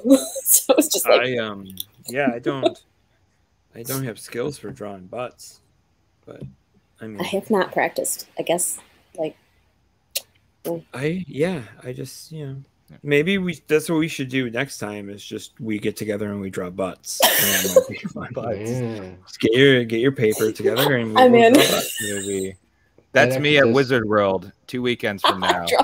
Commissions. You can get a commission from Ryan and he will draw a butt for you. What a butt. At Wizard World. Just a butt. Just what I think. Yeah. You got, they pay me. Out. Yeah. Go ahead. You get a portrait of the air traffic controller guy from Top Gun and have a little word bubbles. I want some butts, and just have that. Oh my god! You can have a butt for $10. So, are we drinking next time we do this? Because that sounds great. Yeah. Okay. Sure. As long as Tim keeps making Top Gun references. Yeah. I'm all in on that. Okay. My Top Gun shirt is somewhere around here. I have a shirt that says Top Gun? It's Top Gun beach volleyball champions. Ooh. Or something because of the beach volleyball. Mm-hmm. Yeah, that very it's perfect. Interesting. Definitely got some pictures of me playing beach volleyball in Korea. Doing my best. In jorts? In jorts. I don't know what I was wearing. But not it's much. not jorts, it only counts as hat. Whatever it is, it's not gonna top that singing picture. Yeah. The what? Where you're wearing the blonde wig. Dee Snider, Oh, Twisted Sister. I see. You know, I used to mow the lawn in my mankini, so like there's pictures of that. Yeah, Man, that's a good image. I know it was pretty good. My wife got some good pictures of that. But like, sometimes you just need to do some weird shit, and it was really fun thing for me to do in Dunkirk is just throw on the mankini and some boots and my little boonie hat. And, whatever blows your mankini up. Pretty much. I keep one in the locker at the fire hall. Sorry, I couldn't say it with a straight face. Whatever blows your mankini up. I'm sitting here talking about tuxedo stunts when you totally know you're gonna break out this mankini. Like, I have two. Is that like the first Kickstarter where it gets a little close and you're like, oh man, this is definitely it. This is it's it. been in the back of my head. Like, yeah. This is. Can I have one of the stretch rewards for targets be Mankini Tim? And could do something. I guess I'll just ask Desi. Can we have a professionally shot? Yeah. Or flip side, the stretch goal is having you in the Mankini drawn into targets. Oh my god! Oh my god! Can we do that? That sounds great. We could. I'll probably actually just ask Desi just do it. To draw it. Yeah. Can you actually, Desi? Can you just do this? A lot of it takes place like in suburbia, so we'll just like have a scene where it's it's just the neighbor. Tim's one of the neighbors. The one neighbor is just mowing his lawn in his his Star Spangled Mankini, his banana hammock. Very much. Oh my god! They are both Star Spangled patterns. Spoiler alert! The one of them has a big ass eagle on the butt. Okay. Yeah, that's the one I keep at the fire. You are a true American, sir. This is the creative process right here. This is how I get my best stuff. We've figured out so much stuff in this 2 hours. We've got so many ideas. It's just like I just delete my whole target script and just write panel 1. Tim walks out of the house wearing a And this is the episode without alcohol. I know. This is the episode without alcohol, right? Yeah. Let's just keep making sure it stays fun and right on. Talk again. Well, whenever you would like, I'm always here to babble about comics, especially good comics like you guys are trying to make. So we appreciate you both. I'm chatty too. I'm down to talk. Elyse, it was so great meeting you. It was nice to meet you too. Oh, this is the first time, isn't it? We met, yeah. Yeah. Can't wait to read all the stuff. Chris, one of the things we talked about and something Elyse said that she would encourage would be starting a Discord for yes. For the Bards. Okay. I have one. I haven't invited anybody to it yet because I was mulling it over and I wasn't sure how people would want to use it. But if that's the case, I will put the call out to collect email addresses and I'll bring everybody in. Cool. Great idea. Yeah. All right. Look at that. Where I can meeting put my Bard adjourned. memes. What's that? Sorry, what? I said that's where I'll put my Bard memes before I put them on Twitter anyways. Yeah. Will we get high previews praise. of some of these marketing spiels too? Yeah, I think that's a great idea and would be a perfect tool to get that stuff across. Yeah. I mean, I'm just sitting on this film degree right now, so I'm not doing anything. You can just be in charge of pitching everything to studios. Sweet. Right on. With your connections. We love it. We love it. All right, send me in. I'll be wearing coach. with the white tuxedo. Beat, but it's all ripped and stuff because you guys beat me up at every convention. Can that be our shtick? You just walk into some place. There's a tear in the butt, and there's like the Star Spangled Mankini. Yes. You're in imagine you're in the Adult Swim offices at Cartoon Network, and you walk in and you're like, guys, I have the perfect pitch for you. It's called Prospects, and it's about Chris, who runs Band of Bards, when he was 30 and living in his grandma's basement. And they'll just kick you out. Oh. They'll just kick you. Elyse, there's that one going to. I'll just say. Yeah, okay. Rocky It Horror was is that coming Rocky up. Rocky Horror. Yeah. I was just gonna say, was that Rocky? Yeah, I did that on Rocky. too. That's cool. Yeah. That was my. I have no toast, or I would throw it at you. That's awesome. That was my first ever role I played out of high school. Was I was Brad, Nice. Asshole. which was a real push into the deep end. It was great. That's good. Yeah, Rocky That's Horror awesome. on stage is like super fun because I it's would like imagine so. it's almost word for word the movie script too. So like our Mhm. directors would like come out and be like, "Hey, we just want to say this is the Rocky Horror Show, not the Rocky Horror Picture Show." And then Mhm. they would still do all the call outs and like yell at me and stuff, and I loved it so much. But Rocky Horror, Yeah, I saw it live once. So That's so cool. nice. So much Cool. toast. Everybody had toast. First time I got Toast to go to everywhere. one of those. When I was Like I with picked toast crumbs out of my hair when I left. That's- There were Yeah, girls that- with like condom barrettes. oh Awesome. People really got into it. yeah, That sounds like so much fun. The Mhm. Room is really fun if you've ever seen that one live. That's the it's known as one of the worst movies, or if not the worst movie ever. Yeah, that's But they- terrible. Really? Yeah, that's one they throw forks and stuff like that instead. Oh, Well, because the it's really weird. So like the movie's just stab terrible. in the eye. Yeah, but the it's like the plastic ones or something. The it's the set decorating in the movie. Like there's no photos of people. It's just photos of silverware. It's like spoons and forks and stuff like that. So whenever they turn Really? a corner, yeah, it's really, really weird. The Room. Tommy was not Room, which is a whole different Oscar-winning movie, Yeah. but The Mhm. Room. Yeah, that's a big I'm going to difference. find it. It's fun. Hey there, I think you have to babyface. buy it from the director, which is terrible. But Oh. Is Right. it worse than Brown Bunny? Because, I mean, Buffalo's famous for Vincent Gallo, and Brown Bunny's pretty terrible, too. well, like Brown, probably I don't know. It's your mileage. Like I think like was it like Bad Media or something like that goes back and forth because this director was not like a John Waters kind of thing. Like I'm trying to make this over the top terrible or something. Okay. He's someone that like if you watch this movie, he totally thought he was making something impactful, which he did, but just like on a totally It's different not how level. he just Yeah, not what he was going Like- for. it's like one of Impactfully those, bad. yeah, it's like a indie drama with like cheating and stuff like that, and so Okay. it just it's really good bad, you know. That's my shtick. I dig it. Yeah. All right, it's been 2 hours. We Yep. have to let you go. All right. I do need That's to a get long some time. sleep, or my kids Yeah. are going to eat me alive in the morning. It was very much fun. Thanks It for was great talking to streaming you. with us. Top Let's Gun do it reference. again. Tim, any last words? Take me to bed or lose me forever. All right. It's been a lot of fun. I didn't hear him. Oh, he said, "Take me to bed or lose me forever." Yeah, That's from okay. Top Gun, right? Yeah, I think so. Yeah, Mhm. Okay. It's Kevin Mhm. Giltz. Yep. right there. That's how you end it.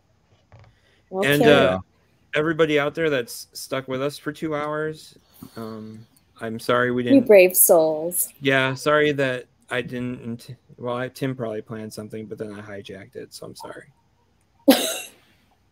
We'll do it again sometime. Yeah, we'll do better next time. You both Well- were terrific, so thank you, Ryan and I was Elyse, gonna for say hanging out we'll with do us. better next time. We'll get like better guests, and Yeah, yeah. You guys can these host two it whenever you deadbeats can just like. The losers, Chris and Tim. You guys stay home next time. So Chris and weekly, Tim. every other week. I don't know. We'll see. Yeah, Let's talk about we it. gotta figure that one out. This was a lot of fun though. So both of you go get some sleep. Thank you. You too. Good All right. night, guys. everybody. Good night, everyone. Thank Night. you. Peace out. And And goodbye. podcast. Top Gun.